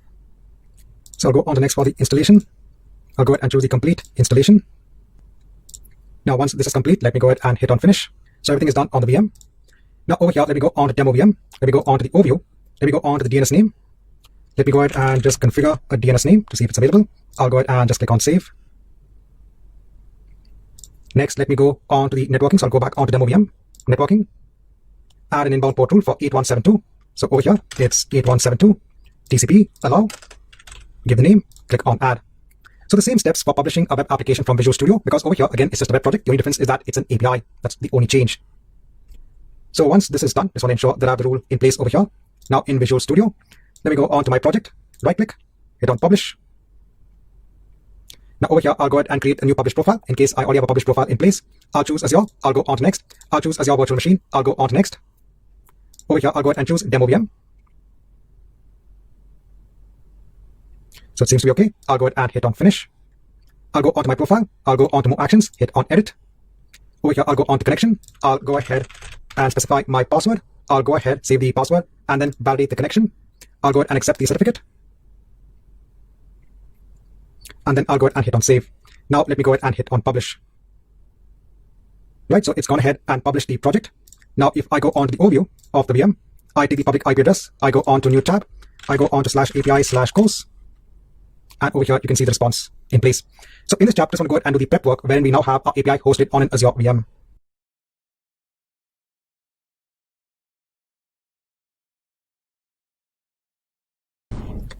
Now, in the last chapter, we had gone ahead and set up now the VM, which has our API in place. Now, we need to go ahead and enable the virtual network connectivity onto an API management instance. Now, over here in Azure, I already have an API management service in place. If I go onto my APIs, I should only be having the Echo API in place. Now, if you go ahead and scroll down, so if you go onto virtual network, here is where you can actually go ahead and configure the virtual network. Now, before I can go ahead and apply the network configuration for the virtual network, I need to go on to the network, which is hosting my virtual machine. Over here, I need to go onto subnets. I need to go onto the API subnet. And I need to ensure that it is using a network security group. Now, by default, when you go ahead and create a VM, it will go ahead and create a network security group. So just for the purpose of this demo, I'll go ahead and choose the same network security group. And let me go ahead and hit on save. Now, let me go on to the API management instance. Now, over here, I'll go ahead and choose external, which means that users can actually go ahead and access the API on our virtual machine from the outside world, from the internet. So over here, I'll go ahead and click on the virtual network. And over here, let me go ahead and choose my API network. I'll go ahead and choose my API subnet. And now over here, it's also asking for a public IP address. So let's do one thing. Let's go ahead and cancel out of here. I'll discard all of the changes. Now my API management service is in the central US location. So in another tab, let me go ahead and create a new public IP address. I'll hit on create. Over here, I'll choose standard. I'll choose the tier has regional. Over here, let me go ahead and just give a name. I need to also go ahead and give a unique DNS label name as well. I'll go ahead and choose my subscription. I'll choose my resource group. I'll make sure it's in the central US location. And let me go ahead and hit on create. Let's just wait for a minute or two. Now, once the deployment of the public IP address is done, I'll go onto my API management service. I'll go again onto the virtual network section. Over here, I'll go onto external. Again, let me go ahead and choose the virtual network. I'll go ahead and choose my IP address, and I'll go ahead and choose my API subnet. And let me go ahead and hit on apply. And then let me go ahead and hit on save. Now, over here, it says that the changes could take around 15 to 45 minutes to apply. So let's wait for some time and let's see if the changes take effect. Now, once you have the network configuration in place, there's one more setting that we need to do. And this is basically for the firewall rule that we need to add for our virtual network to go ahead and allow communication onto the API management service. Over here, we have to go ahead and allow inbound traffic onto port 3443. So I can go onto my demo VM machine. I can go onto networking. I can go ahead and add an inbound port rule over here itself. Because remember, this network security group is also assigned onto our API subnet. So let me go ahead and add an inbound port rule. Over here, let me go ahead and add that port number. So it's 3443. Let me add it over here, the TCP protocol. And let me go ahead and click on add. Let's wait for a minute for the rule to take effect. Let me go ahead and also add an inbound port rule for port 443. So over here, let me go ahead and choose HTTPS. I'll leave everything as it is. Just change the name and let me go ahead and click on add. Now, once the rule has taken effect, I'll go onto my API management instance. Let me now go onto the API section. Then over here, let me go ahead and create a blank API. So over here, let me go ahead and give it a display name. Now in the web service URL, so I'll go onto the demo VM machine. Over here, now I'll take the private IP address that is assigned onto the network interface. So I'll go ahead and copy this. I'll go ahead and place it over here. And let me go ahead and hit on create.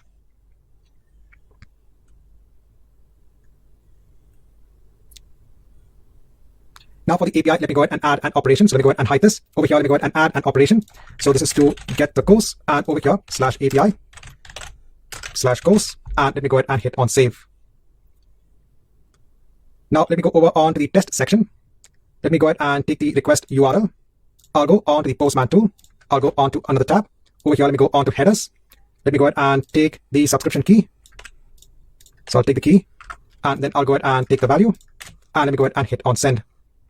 And now over here, getting the response as desired.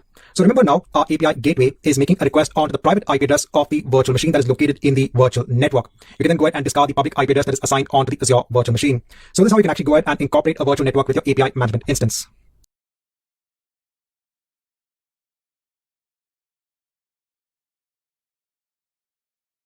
Now, in this chapter, I just want to go ahead and give an introduction onto Azure DevOps. So this is a set of tools that allows you to go ahead and implement the DevOps strategy when it comes to the development and deployment of your applications. So over here, you have a set of tools in place. So you can go ahead and use Azure Boards, Azure Pipelines, Azure Repos, Azure Test Plans, and Azure Artifacts. You can actually go ahead and also start for free. So I also go ahead and play around with Azure DevOps using a free account. You can actually go ahead and log in with your same Azure account, and you can go ahead and use the tools for free. So there is a limit on the usage of the tools, but as a beginner, the free account will be more than enough to go ahead and play around with the Azure DevOps set of tools. So you would actually go ahead and use the service of Azure Boards to go ahead and create and work on your project-related tasks. So if you want to go ahead and implement agile practices across your teams, you can actually go ahead and make use of Azure Boards. Azure Repos is used for source code versioning. So your developers can actually go ahead and use Git repositories. They can go ahead and upload their source code, and they can go ahead and perform source code versioning. Azure Pipelines can then be used for continuous integration and delivery. You can go ahead and define your manual test cases in Azure Test Plans, and then finally, Azure Artifacts can be used for storing your packages. Now, in the next set of chapters, I'll just show you a demo on how you can use some of the services that are available in Azure DevOps.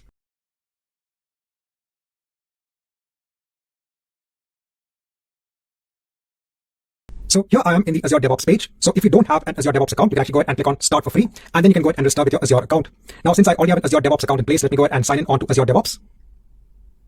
So now over here, since I've already logged into my Azure account, has my Azure admin, it'll actually go ahead and use the same credentials to go ahead and log into Azure DevOps. Now, once I've logged in, so you have something known as an organization, and then you can actually go ahead and create projects in your organization. So over here, let me go ahead and just create a simple project. So over here, let me go ahead and give a name for the project. I'll go ahead and leave it as a private project, and let me go ahead and hit on create. Now, once I have the project in place, so over here you can see the services of Azure Boards, Azure Repos, Azure Pipelines, Test Plans, and Artifacts. If you go on to Azure Boards, over here you can start going ahead and creating your tasks based on the work items. Over here, you can actually go ahead and create your features, you can go ahead and create your user stories, etc. If you want, you can actually go ahead and even create your tasks. So let's say you go ahead and create user stories based on what the users want. So over here, you get a form wherein you need to go ahead and add information about the user story. So let's say this is based upon an application that needs to be developed. So over here, let me go ahead and give a name. You can also go ahead and add a description, and let me go ahead and hit on save. So it has gone ahead and now created this work item. If you go back onto the work items, you can see it over here. If you go onto your boards, over here you get a visual representation of those work items. This is based on the user stories. Even over here, you can actually go ahead and create a new item. It's a quick create of a new item.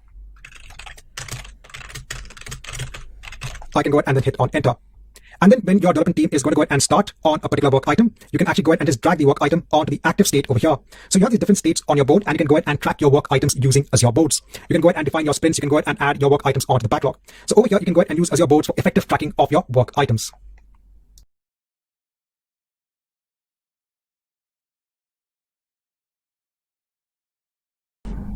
So in the last chapter, I had gone ahead and given you a very simple idea on the work items when it comes to Azure Boards. Now in this chapter, I'll go ahead and talk about Azure Repos. So over here, developers can actually go ahead and upload source code and version their code in Git repositories. Now by default, when you go ahead and create the project in the organization in Azure DevOps, it will go ahead and create an empty Git repository. Now let me go ahead and start Visual Studio. So over here, let me go ahead and create a new project.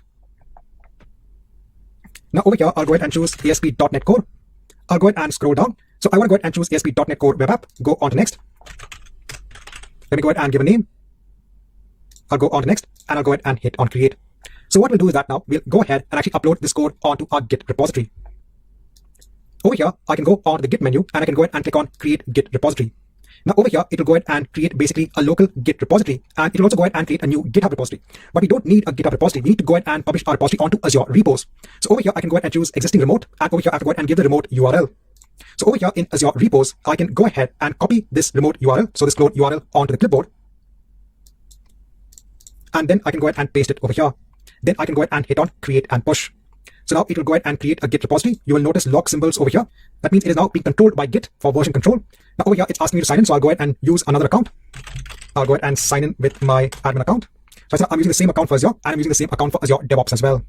Now once this is done, if I go on to my Git repository, if I go ahead and hit on enter to refresh this page, now you can see your project over here. So now it's being version controlled. So if I go onto the pages, if I go onto the index page, so over here you can see the code in place. If I go onto Visual Studio, if I go onto pages, if I go onto the index page, and over here let me go ahead and make a change. So now you can see there is a check mark over here. That means some change has been made, and you need to go ahead and publish this change onto Git. So you can go ahead, right click on the file, go onto Git, and over here you can go ahead and do a commit. Then you can go ahead and enter a commit message. And then you can go ahead and hit on commit all. Let me go ahead and hit on save. Now I'll click on this one outgoing. And over here, there's a link to go ahead and push my changes. So now it'll go ahead and push my changes onto Azure Repos. Once a change has been made, over here, if I go onto the error page, and if I go back onto the index page, you can see the change has been made over here as well. If you go onto the history, over here, now you can see the history which is being retained for this file. If you go ahead and click on add project files, over here you can see what was the state of that file at that point in time. So all of your code is being version controlled in Azure Repos.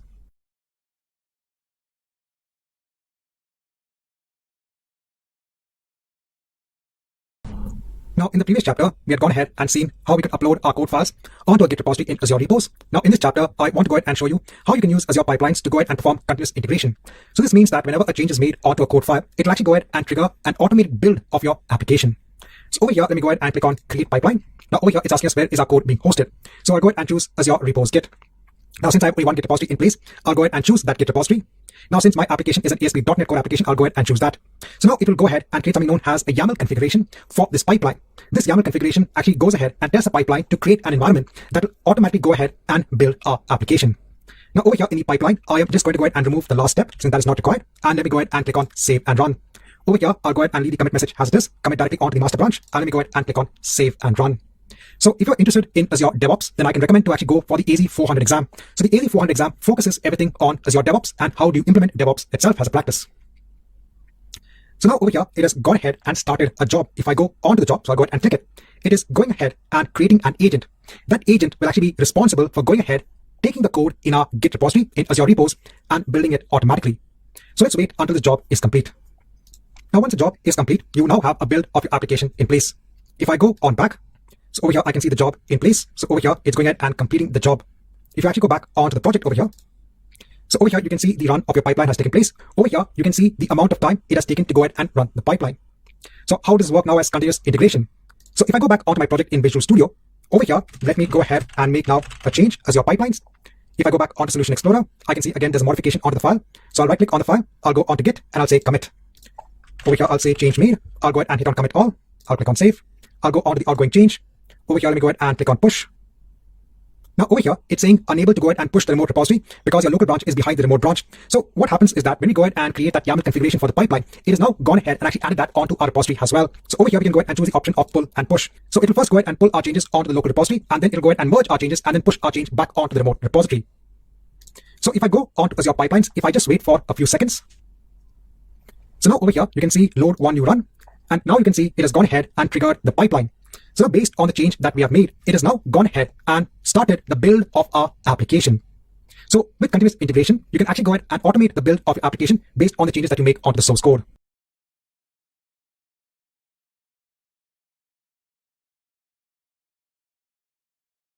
Now in our last chapter, we had seen how we could create a pipeline that would automatically build our application. Now in this chapter, I just want to go ahead and take it a step further. I want to go ahead and deploy our build application to go ahead and complete the entire cycle. Now in Azure, I've gone ahead, so this is my Azure account, I've gone ahead and deployed an Azure web app. So if I go ahead onto the resource, if I go ahead and take the URL, so I'll go ahead and copy the URL, I'll go on to a new tab. So this is the default application that is running. But now I want to go ahead and take my build application in Azure pipelines and I want to go ahead and deploy it onto the Azure web app. So what I'll do is that now in pipelines, we can actually go ahead and also create something known as a release pipeline. So I can go on to releases and I can go ahead and create a new pipeline from here. But before that, let me go on to my existing pipeline. Let me go onto the pipeline and let me go ahead and hit on edit. So over here, I need to go ahead and just make a change. I need to go ahead and search for a task known as publish. So this will actually go ahead and publish the build code that we have onto something known as a staging directory. So let me go ahead and click on add and let me go ahead and click on save. I'll go ahead and click on save over here. Please note that this will also go ahead and now trigger the build of our pipeline, but that's fine. This is a step that is required. Now I'll go on to releases. Over here, let me go ahead and create a new pipeline. Now over here, we can actually go ahead and select what do we want to do. So I'll go ahead and choose Azure App Service Deployment and hit on apply. Over here, if you want, you can go ahead and give a name for a stage. So it'll go ahead and create a stage in something known as a release pipeline. So I'll go ahead and close this. So now we have the stage in which we have one job that we need to go ahead and configure. Firstly, let me go on to the artifacts and let me go ahead and add an artifact.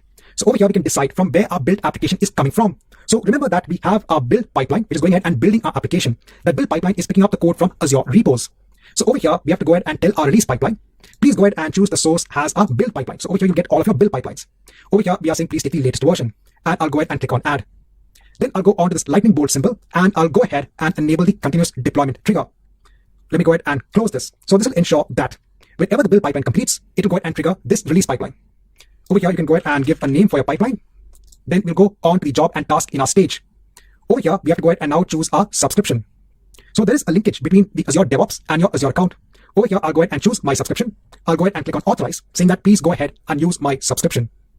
Then once the authorization is done, it should have now the ability to go ahead and pick up all the Azure web apps that we are running as part of our subscription. Once the authorization is complete, over here, you can go ahead and see all your Azure web apps. So I'm going to go ahead and choose that demo web app. Once that is in place, you can go on to the deploy Azure app service task. Over here, everything seems to be in place, so we won't change anything. And I'll go ahead and hit on save. I'll go ahead and hit on OK over here. So now we have our pipeline in place. Now let's go ahead and complete the entire cycle. So if I go onto my pipelines, if I go onto the demo project pipeline, I have 3 runs in place. Let me go on to Visual Studio. Let me go on to my Solution Explorer. Let me go on to the index page. And over here, let me go ahead and make a change and say Azure Release Pipelines. Let me go ahead and save everything. I'll right click on my file. I'll go on to Git. I'll go ahead and choose a commit. Over here again, I'll say change made. I'll go ahead and hit on commit all. I'll go on to my outgoing change. Over here, I'll go ahead and hit on push to go ahead and push the changes. So now it's going ahead and pushing the changes onto my Git repository. Since I made a change onto the YAML configuration file, I have to go ahead and do a pull and push again. Now, once this is done, again over here, if you wait for some seconds, it will actually go ahead and trigger the run of the pipeline. So over here, I can see I have 1 run now in place. Now, once this run is complete, if I go on to releases, over here currently there is no release in place, there's no deployment in place. So we have our release pipeline in place, but there's no release. Now, once that build pipeline is over, you will see a change over here. So let's come back after some time. Now, after the build pipeline is complete, you will now see a release has been triggered. You can actually go ahead on the release. You can go ahead and click on the release. So now over here, it is going to go ahead and start the steps as part of this release pipeline. So now over here, it is actually going ahead and deploying now the built version of your Azure application onto the Azure web app. Let's wait till this is complete. Now, once the deployment has succeeded, if I go onto the URL for my Azure web app, and if I go ahead and hit on enter to refresh the page, now you can see your application in place. So now you can see the entire cycle being implemented in Azure DevOps. And over here, I'm giving a very simple example. Right from the change that is made onto your source code, Azure DevOps can actually go ahead and build your application automatically and then go ahead and perform the deployment as well.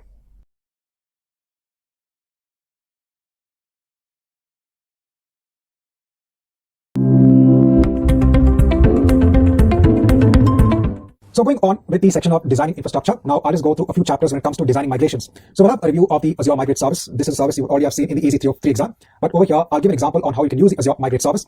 We'll look at some patterns when it comes to migration itself and an important aspect when it comes to data migration. So let's go ahead with the chapters on designing infrastructure, designing migration.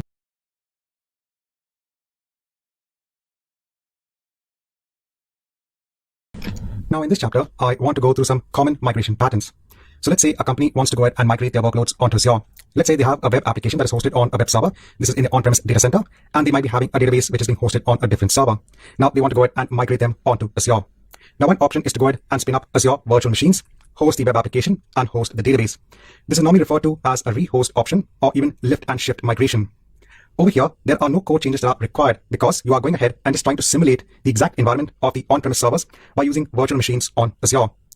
If companies want to go ahead and move the applications quickly onto Azure, this is an option wherein they go ahead and just lift everything from here and shift it onto Azure on Azure virtual machines. Now, next we have the refactor pattern when it comes to the migration. Over here, you might want to go ahead and look at platform as a service option. Now over here, you might need to go ahead and make slight changes to the application. If the environments over here, in terms of the configuration, in terms of the version of the framework supported over here, or the database engine supported over here, is different from what is there in your on-premise environment. So this might need some minor changes onto the application. But in this case, companies may not want to go ahead and take the burden of maintaining the underlying infrastructure. They don't want to go ahead and manage servers anymore when it comes to Azure. And that's why they might want to go ahead and opt for using platform as a service options that are available in Azure. Next is the re-architect migration pattern. So if a company has applications again and databases on their on-premise environment, and let's say these are all monolithic applications, and they want to go ahead and now let's say follow a microservices architecture when it comes to their application, and let's say they want to go ahead and follow a DevOps strategy when it comes to development and deployment, they will need to go ahead and re-architect their entire application. So this is like doing the application all over again. But in the long run, they might see benefits from following this particular architecture when it comes to microservices. In such a case, they can then go ahead and containerize their applications and probably deploy the containers on services such as Azure Kubernetes, and probably use data stores such as Azure Cosmos DB or Azure Cache for Redis. And lastly is the rebuild option. Over here, you're actually going ahead and rebuilding the entire application from scratch. So you might go ahead and change the underlying programming language for the application, the entire database architecture. Again, over here, this is when companies want to go ahead and purely use only Azure Cloud Services and again, follow a DevOps strategy. So there are quite some similarities when it comes to the re-architect phase and the rebuild phase. But here in the rebuild phase, you might be doing everything from scratch. In the re-architect phase, you might be able to go ahead and reuse some of the code that is actually available for your application. Right, so in this chapter, I just want to go through some migration patterns.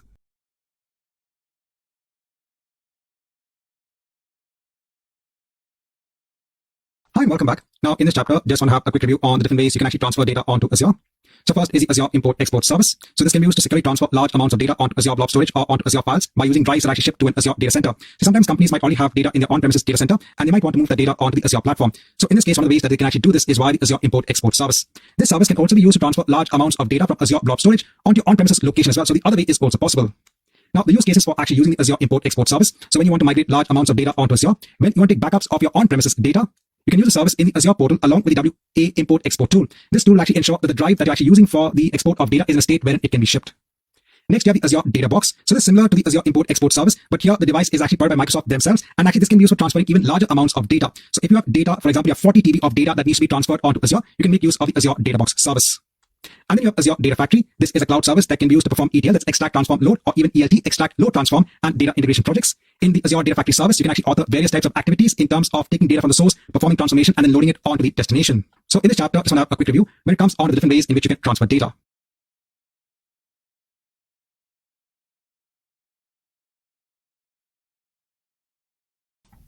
Now, in this chapter, I just want to remind students about the tool AZCopy. So this is a command line utility that you can use for copying blobs or files to or from a storage account. So this is another way that you can actually get data into a storage account or even retrieve data from a storage account. Here you can download a version of AZCopy. So they are for Windows, Linux, and Mac OS. Let me just download the 64-bit version quickly onto my local machine. Now I'll copy this onto my temp directory. So I'll just copy the file onto my temp directory. Let me extract all of the files here. So I've extracted the file. So just basically an AZCopy exe tool. I'll copy this onto my temp directory and I can delete all of this. I don't require this anymore. I just have a simple commands-based file. We'll upload this onto our storage account using the AZCopy tool. Now I have a storage account in place, an Azure storage account. Now what I'll do is we'll first use a command to create a new container. Now in order to work with the Azure storage account from the AZCopy tool, what we need to do is we need to create a shared access signature. So I'll go on to shared access signature. Here in the allowed services, I'll choose the blob service. In the resource type, I'll choose the service, the container, and the object. I'll give permissions to read, write, not delete, list, add, and create. I won't give the other permissions, and then I'll just generate the SAS and the connection string. Now here I just have commands to create a container and to upload a file. The first thing we need to do is to change the name of the storage account here. So this is the name of my storage account. I'll just copy this. I'll place it here. What is the name of the container that you want to create? So I'm just creating a simple temp container in my storage account. And then what is a shared access signature? So if I scroll down, I'm going to copy the SAS token. I'll copy this. I'll place it here. Now I'll take this command, AZCopy. I'm just opening command prompt. I'm in my temp folder where I have the AZCopy exe.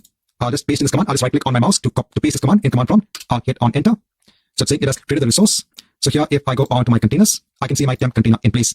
Now let's upload a file. So I'll upload this commands.sql file. For that, I have another command here. So here, what is the name of the file that I want to copy? So it's a commands.sql file. Again, I can take this entire string. Then I can take the storage account name. I'll copy this, place it here. Here in my temp container, what's the name? I want to give the name as commands.sql. So I'll replace it here. And then what is my shared access signature? So I'm using the same shared access signature. I'll copy this entire command. Let me right click to place it here. Hit on enter. So it's saying the number of transfers completed is 1. Here, if I hit on refresh, I can see my commands.sql file. So in this chapter, just want to showcase how you can use the AZCopy tool to work with your Azure storage account.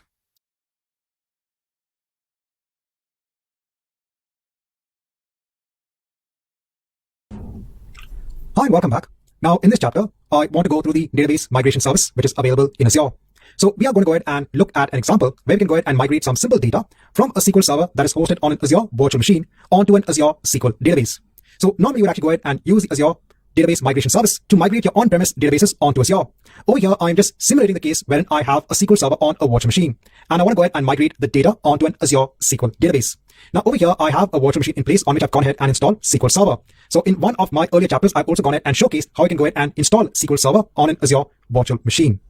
Now I have actually gone ahead and connected onto the virtual machine using SQL Server Management Studio. So I've ensured that there's a DNS name assigned onto that virtual machine. You can go ahead and copy the DNS name. And over here, I am connected onto the SQL Server instance that is running on this virtual machine. So first, let me go ahead and just create a very simple database. And I'm also going to go ahead and create a simple table on this SQL Server that's being hosted on an Azure virtual machine. So over here, let me go ahead and just give a simple name for the database and hit on OK. Now, once I have the database in place, let me go ahead and expand it. Let me go ahead and create a new table. So I'll just keep it simple. So just creating 2 columns as part of the table. Let me go ahead and save the table. So as customer. Right, so I've got that in place.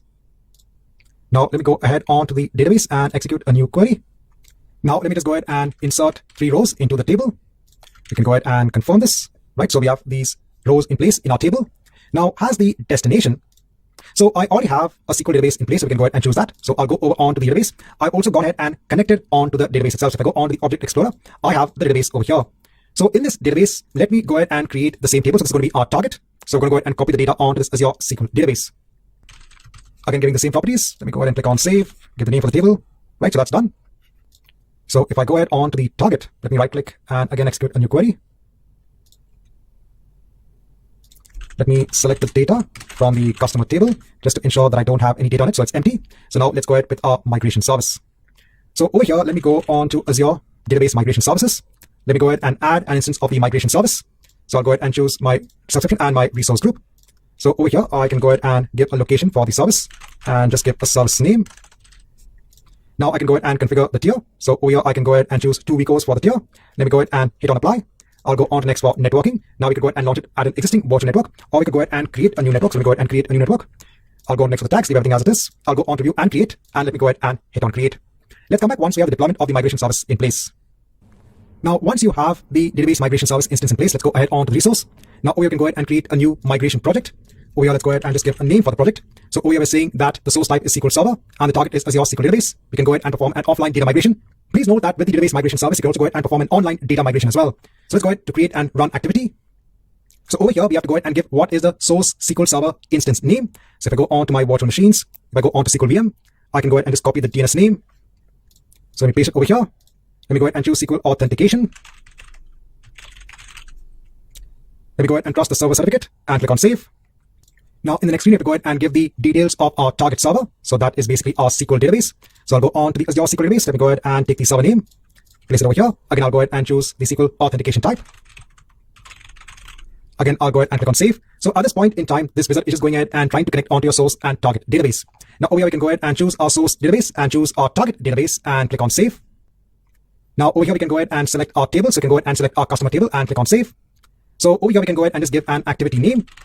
Now over here, it is giving us a warning. So what it's trying to tell us is that ensure that our target database has enough compute power for the migration process. So over here, if we are going ahead and following the DTU pricing model for our Azure SQL database, just for the migration, we can go ahead and scale up onto a higher DTU tier model. And once the migration is complete, we can go ahead and again degrade our model if required, or tier if required. So that's just the warning it is giving us over here. Since we just have a very simple activity of copying simple data, we leave everything as it is. And then we can go ahead and run the migration process. So this should complete pretty quickly. So let's come back just after a minute or two. So after just a minute or two, you can see now that the status is completed. So now if I actually go on to SQL Server Management Studio, let me go ahead and hit on execute. And now you can see we have our data over here. So a very simple exercise on looking at the database migration service. Remember, you can go ahead and use this tool to migrate your on-premise databases onto Azure. Right, so this marks the end of this chapter.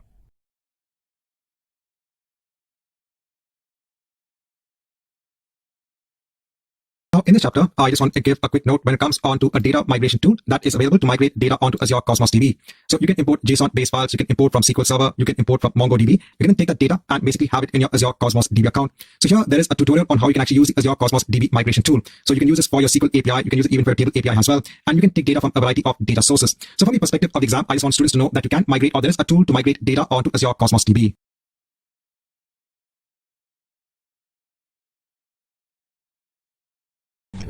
Now, in this chapter, I want to go through the Azure Data Box service.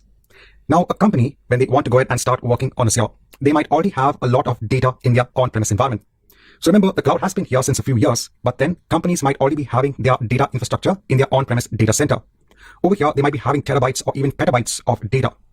Now, let's say they want to go ahead and transfer this data onto Azure.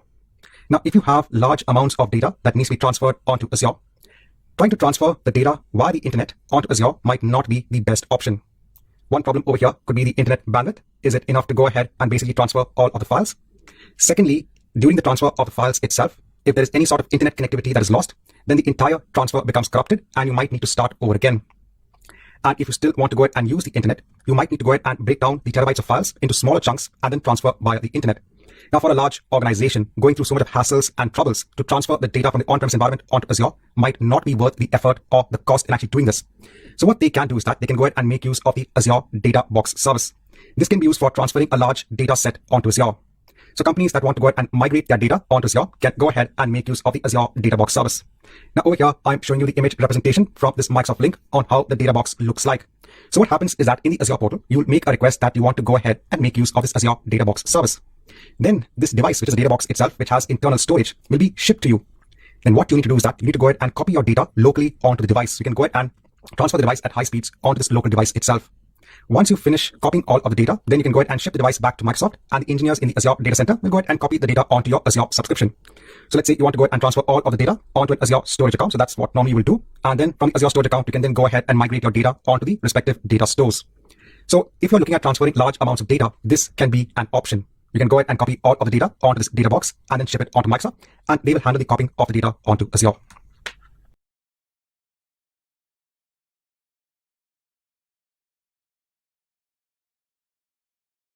Now, in this chapter, I just want to give a note when it comes to data migrations. Now, let's say you want to go ahead and migrate a large SQL Server database onto Azure from your on-premise environment. One way is to go ahead and use Azure Data Factory to go ahead and migrate the initial set of data, and then continuously use Azure Data Factory to migrate the data until the cutoff period. Because what happens is that, let's say you have a database, you have an application that is actually going ahead and basically working with the database on a daily basis. So there are transactions that are actually occurring on the database via the application. You might go ahead and transfer the initial subset of data using Azure Data Factory. And then after the initial migration is complete, obviously there'll be some data that is still left over based on the data that's been added by the application. And also this data needs to be migrated. So you might continuously be migrating data until you decide on what is the cutoff period. And then your application can go ahead and finally connect onto, let's say, an Azure SQL database after all of the data has been migrated. Another option is, if the data is quite large, you can go ahead and use Azure Data Box. You can go ahead and copy the initial bulk of data as a backup file in an Azure storage account. You can then go ahead and restore that backup onto an Azure SQL database, and then you can go ahead and use Azure Data Factory to migrate the remaining data again until the cutoff period. Now, you might also have in your existing environment sys packages. So what is sys packages? This is SQL Server Integration Services package. Over here, this is actually a component of Microsoft SQL Server that is used for performing data migration tasks. So if you already have such packages in your on-premises environment, you can actually go ahead and run those sys workloads in Azure via Azure Data Factory. Azure Data Factory has this facility of running your SQL Server Integration Services packages. Right, so in this chapter, I just want to give an important note when it comes to the exam when you're migrating or considering to migrate large SQL Server databases onto Azure.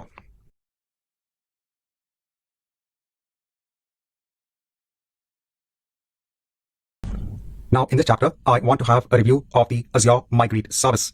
So you will go ahead and use the Azure Migrate service to assess and migrate workloads from your on-premise data centers or your on-premise environments. Over here, you can go ahead and migrate both your Windows and your Linux workloads onto Azure virtual machines. This also includes SQL Server instances that might be installed on your on-premise virtual machines. If you have databases, you could also go ahead and migrate them onto an Azure SQL database or onto an Azure SQL managed instance. You can also go ahead and migrate your on-premises web applications onto Azure Web Apps. You can also go ahead and assess your on-premises virtual desktop infrastructure and migrate them onto the Windows Virtual Desktop Service. You can also go ahead and migrate large amounts of data onto Azure using Azure DataBox products. Now, when it comes to VMware and Hyper-V workloads, so maybe in your on-premises data center, you might be hosting a physical server. On that, you might have gone ahead and installed either VMware or Hyper-V for hosting your virtual machines. The Azure Migrate service can actually go ahead and check whether the on-premises servers are ready for migration. It can go ahead and estimate the size of Azure VMs that would be required for your on-premises workloads. And you can also go ahead and get an estimation of the cost for running the servers in Azure. Now, when it comes to the core difference between Azure Migrate and Azure Site Recovery, so Azure Migrate is a newer tool that is available for migration purposes. So this should solely be used for migrating your workloads onto Azure. Azure Site Recovery should primarily be used for disaster recovery scenarios. So if something happens to your primary environment, using Azure Site Recovery, you should easily be able to fail over onto your secondary environment. That's where you'll actually use the Azure Site Recovery service. Right, so in this chapter, I just want to have a review on the Azure Migrate service.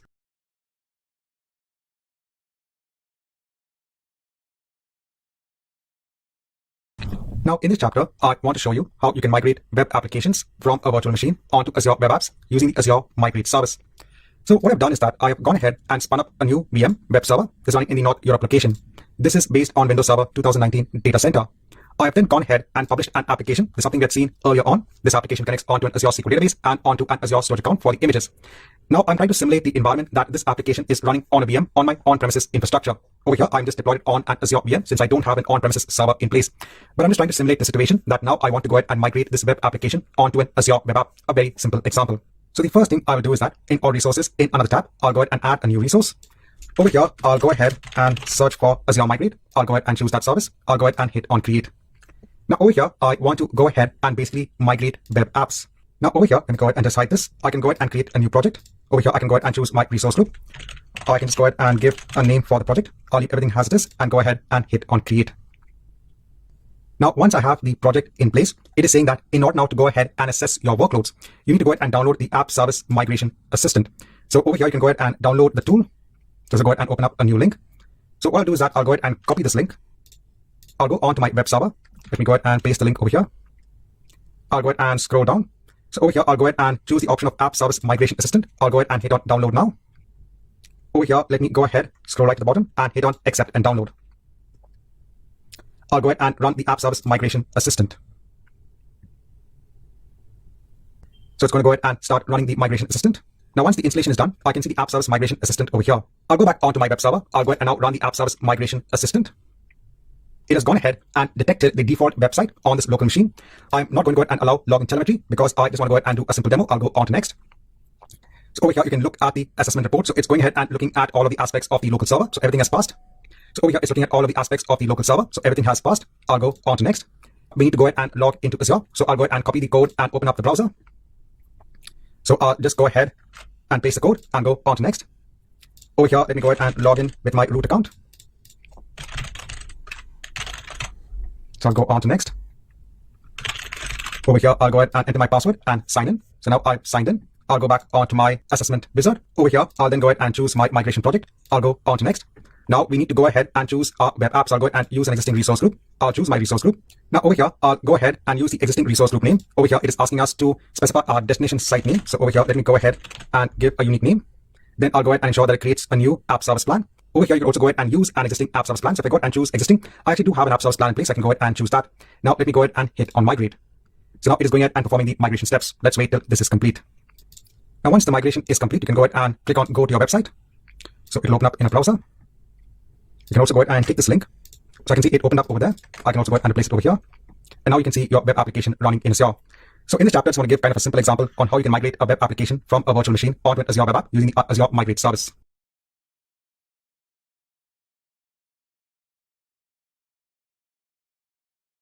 Hi and welcome back. Now in this chapter, I want to go through or give an introduction onto the Azure File Sync service. Now before I go ahead and explain the purpose of the File Sync service, I want to go ahead onto the concept of having file shares in the first place. So in an organization, if you have a number of users that are logging into their workstation, you might want them to go ahead and have their own dedicated file share, wherein they can go ahead and, let's say, upload their documents onto that file share itself. Now, normally the company might go ahead and spin up a server that will behave as the file server, and all of the file shares of the users will actually be hosted on this file server. So when the user actually stores a file in the file share, it gets stored on this file server itself. Now, when it comes to maintaining the file server, so you need to ensure that you add enough storage at every point in time so that there is enough space for the users to go ahead and store their files. So over here, you need to go ahead and maintain the underlying file server, and you also need to go ahead and maintain the storage or ensure that enough storage is available for storage of the files. Now, you know that in Azure, as part of Azure storage accounts, you get the file share service. Over here, users can actually go ahead and store the files in the file share. Now, at the same time, you can also go ahead and make use of a service known as the Azure File Sync service. The Azure File Sync service will actually go ahead and ensure that the frequently accessed files are stored on the file server. But in the end, all of the files are actually stored on a file share in the Azure storage account. Here you can go ahead and create a file share or different file shares for each users in your company. Now this also helps in business continuity because in the end, the file share, which is part of the Azure storage account, is a highly available service. Also, if the file server, which has the frequently accessed files, goes down or is not available, you can always go ahead and create a new server, and you can ensure that the Azure File Sync service points onto that new server. But all of your files will still remain in the file share. Also remember, as part of Azure storage accounts, you don't have to worry about the underlying storage. The storage is automatically added in the background. So the Azure File Sync service, remember, can be used to take the files from the file share and basically ensure that it's synced onto a file server. Here, remember, only the frequently accessed files are stored on the file server. This helps to basically save on the storage cost. Now, we are going to go ahead and look at a lab or a demo on how we can implement the Azure File Sync service.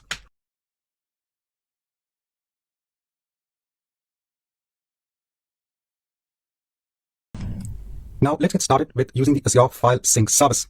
The first thing I'll do is I'm going to go ahead and make use of an existing storage account that I have over here. This is in the North Europe location.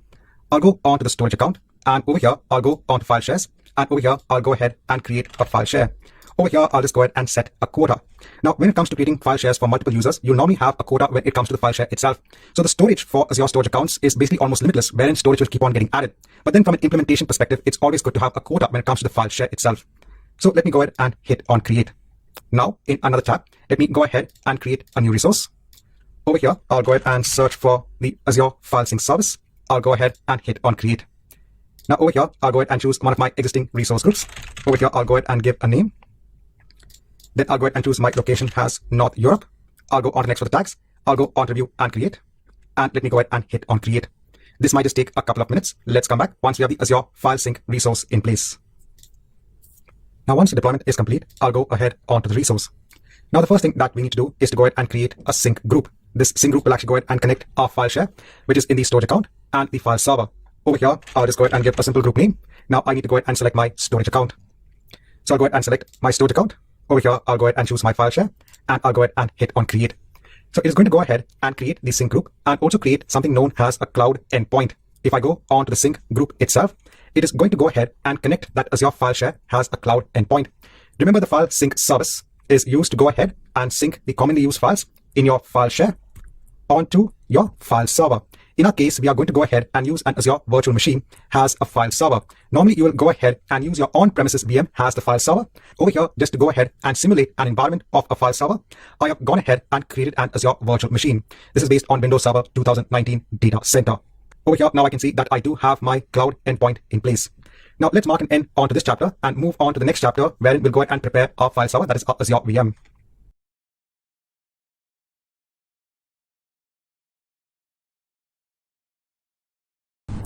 So in the last chapter, we had gone ahead and created an Azure file sync. We had gone ahead and ensured to create a sync group and then create a cloud endpoint. Now, the next thing we need to do is to go ahead and create a server endpoint. This will actually point onto our file server. So as I mentioned before, normally your file servers will be machines in your on-premises environment. Over here, just to go ahead and simulate a file server, I've gone ahead and created a virtual machine in Azure. This is based on Windows Server 2019 Data Center. Now on the server, I need to go ahead and install that Azure file sync agent. So I've gone ahead and logged into the server. So let me go ahead and first go on to local server. I'll go on to enhanced security configuration. I'll just go and turn this off so that I can go ahead and download the Azure file sync agent. I'm opening up Internet Explorer on this Windows server. And over here, I'll go ahead and search for Azure file sync agent download. So I'll go on to the link for downloading the Azure file sync agent. This is for the official Microsoft site. Over here, I'll go ahead and hit on download. I'm going to go ahead and choose the version for Windows Server 2019. I'll go on to next. Over here, I'll allow once for the pop-up. So over here, now I can go ahead and click on run for running the MSI, the installer. Over here, I'll go on to next. I'll accept the license agreement, go on to next. I'll go on to next. So a pretty simple installation. I won't use the Microsoft Update for now. Over here, I don't want to go ahead and collect any data. I'll go ahead and hit on install. So now it is going ahead with the installation of the storage sync agent. It's a pretty simple and straightforward installation. Now once the installation is complete, I'll go ahead and hit on finish. And now it should go ahead and start the Azure file sync. Over here, the agent on the server is updated, so I'll go ahead and hit on OK. Now we'll need to go ahead and sign in onto our Azure environment or our Azure account. So over here, I'll go ahead and use my admin account. I'll go ahead and sign in. I'll go ahead and choose my subscription. I'll choose my resource group, and I'll go ahead and choose my storage sync service, and I'll go ahead and hit on register. So now this particular agent will register this server with the Azure file sync resource. Now once this is done, it's going to go ahead and perform a network connectivity test. So over here, you can see everything is passed. I'll go ahead and hit on close. Now if I go back onto Azure, if I go back onto my file sync service, over here, if I go onto registered servers, now I can see my demo VM server in place. It is now a registered server. Now we need to go onto our sync group, and we need to now go ahead and add a server endpoint. Now before that, normally your files need to be on a separate disk, which is attached onto your virtual machine. So let's go ahead and quickly do that. I'll go onto my demo VM virtual machine. I'll go onto my disk. I'll go ahead and create and attach a new disk. I'll leave the size as it is. Over here, I'll just go ahead and give a name, and then I'll go ahead and hit on save. We are just creating and attaching a new data disk onto this Azure virtual machine. This will just take a couple of minutes. Let's wait till this is complete. Now once this is complete, I'll go onto my machine. I'll go onto Server Manager. Over here, I'll go onto File and Storage Services. I'll go onto my disk. Now I should be able to see my 4 gigs disk. I'm going to go ahead and right click and create a new volume. I'll go on to next. I'll go ahead and select on OK to bring it online and initialize it as a disk. I'll go on to next to accept the default volume size. I'll leave the drive data as it is, so it's going to be an F drive. Over here, you can go ahead and give a volume label. I'll go on to next, and I'll go ahead and hit on create. Now let me go ahead and hit on close. I'll go ahead and open up Windows Explorer. I'll go onto my F drive. Over here, I'll go ahead and just create a data folder, and I can go ahead and just copy some files onto this data folder. So if I go on to temporary storage, let me go ahead and just copy these contents. Just as an example, I'll go onto my data folder and I'll copy it over here. So now we want to go ahead and also sync our contents from our file server onto the file share. So whenever users actually now go ahead and also connect onto their respective file shares on this file server, it will be synced onto the file share via our Azure file sync service. So we have everything in our F drive in our data folder.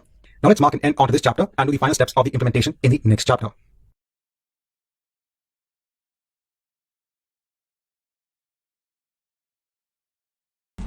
So in the last chapter, we had gone ahead and set up our file server. Now I'm going to go onto my file group, that's our sync group. Over here, now I'll go ahead and add a server endpoint. Over here, I'll go ahead and choose my registered server. And for the path, remember, it's F drive and data. There are other settings as well. So for example, you can also go ahead and enable cloud tiering, wherein it will go ahead and also transform our endpoint into a cache for the files. So over here, this actually ensures that your file server will cache only the most frequently used files. Over here, I'll just go ahead and leave everything as it is. And let me go ahead and hit on create. Now the creation of the server endpoint will take a couple of minutes. Let's come back once this is in place. Now it took around 10 minutes to ensure that the health of the server endpoint is in place. Now, if I go ahead onto my file share, so let me go ahead onto my storage accounts. I'll go onto my storage account. I'll go onto file shares. I'll go onto my data file share. And over here, you can see now the contents which we had copied onto the F drive in that data folder on the server. This has now been synced onto our file share. So now whatever data you actually copy on that file server will actually be copied onto this file share. And you can go ahead and have multiple file servers that can actually be added as server endpoints. And all of these file servers can actually go ahead and reference the same file share. So over here, your files will be synced onto the file share. At the same time, if you go ahead and enable that setting of cloud tiering, it will ensure that only those files now which are accessed frequently by the users are then retained on the file server itself. So over here, you have dual purposes of the Azure File Sync service. The first purpose is to ensure that you have a backup of your files in the file share. This is for business continuity purposes. And then the other reason is to ensure that only those files which are referenced frequently by the users are actually cached on the file server itself. Right, so in these set of chapters, we had looked at how to implement the Azure File Sync service.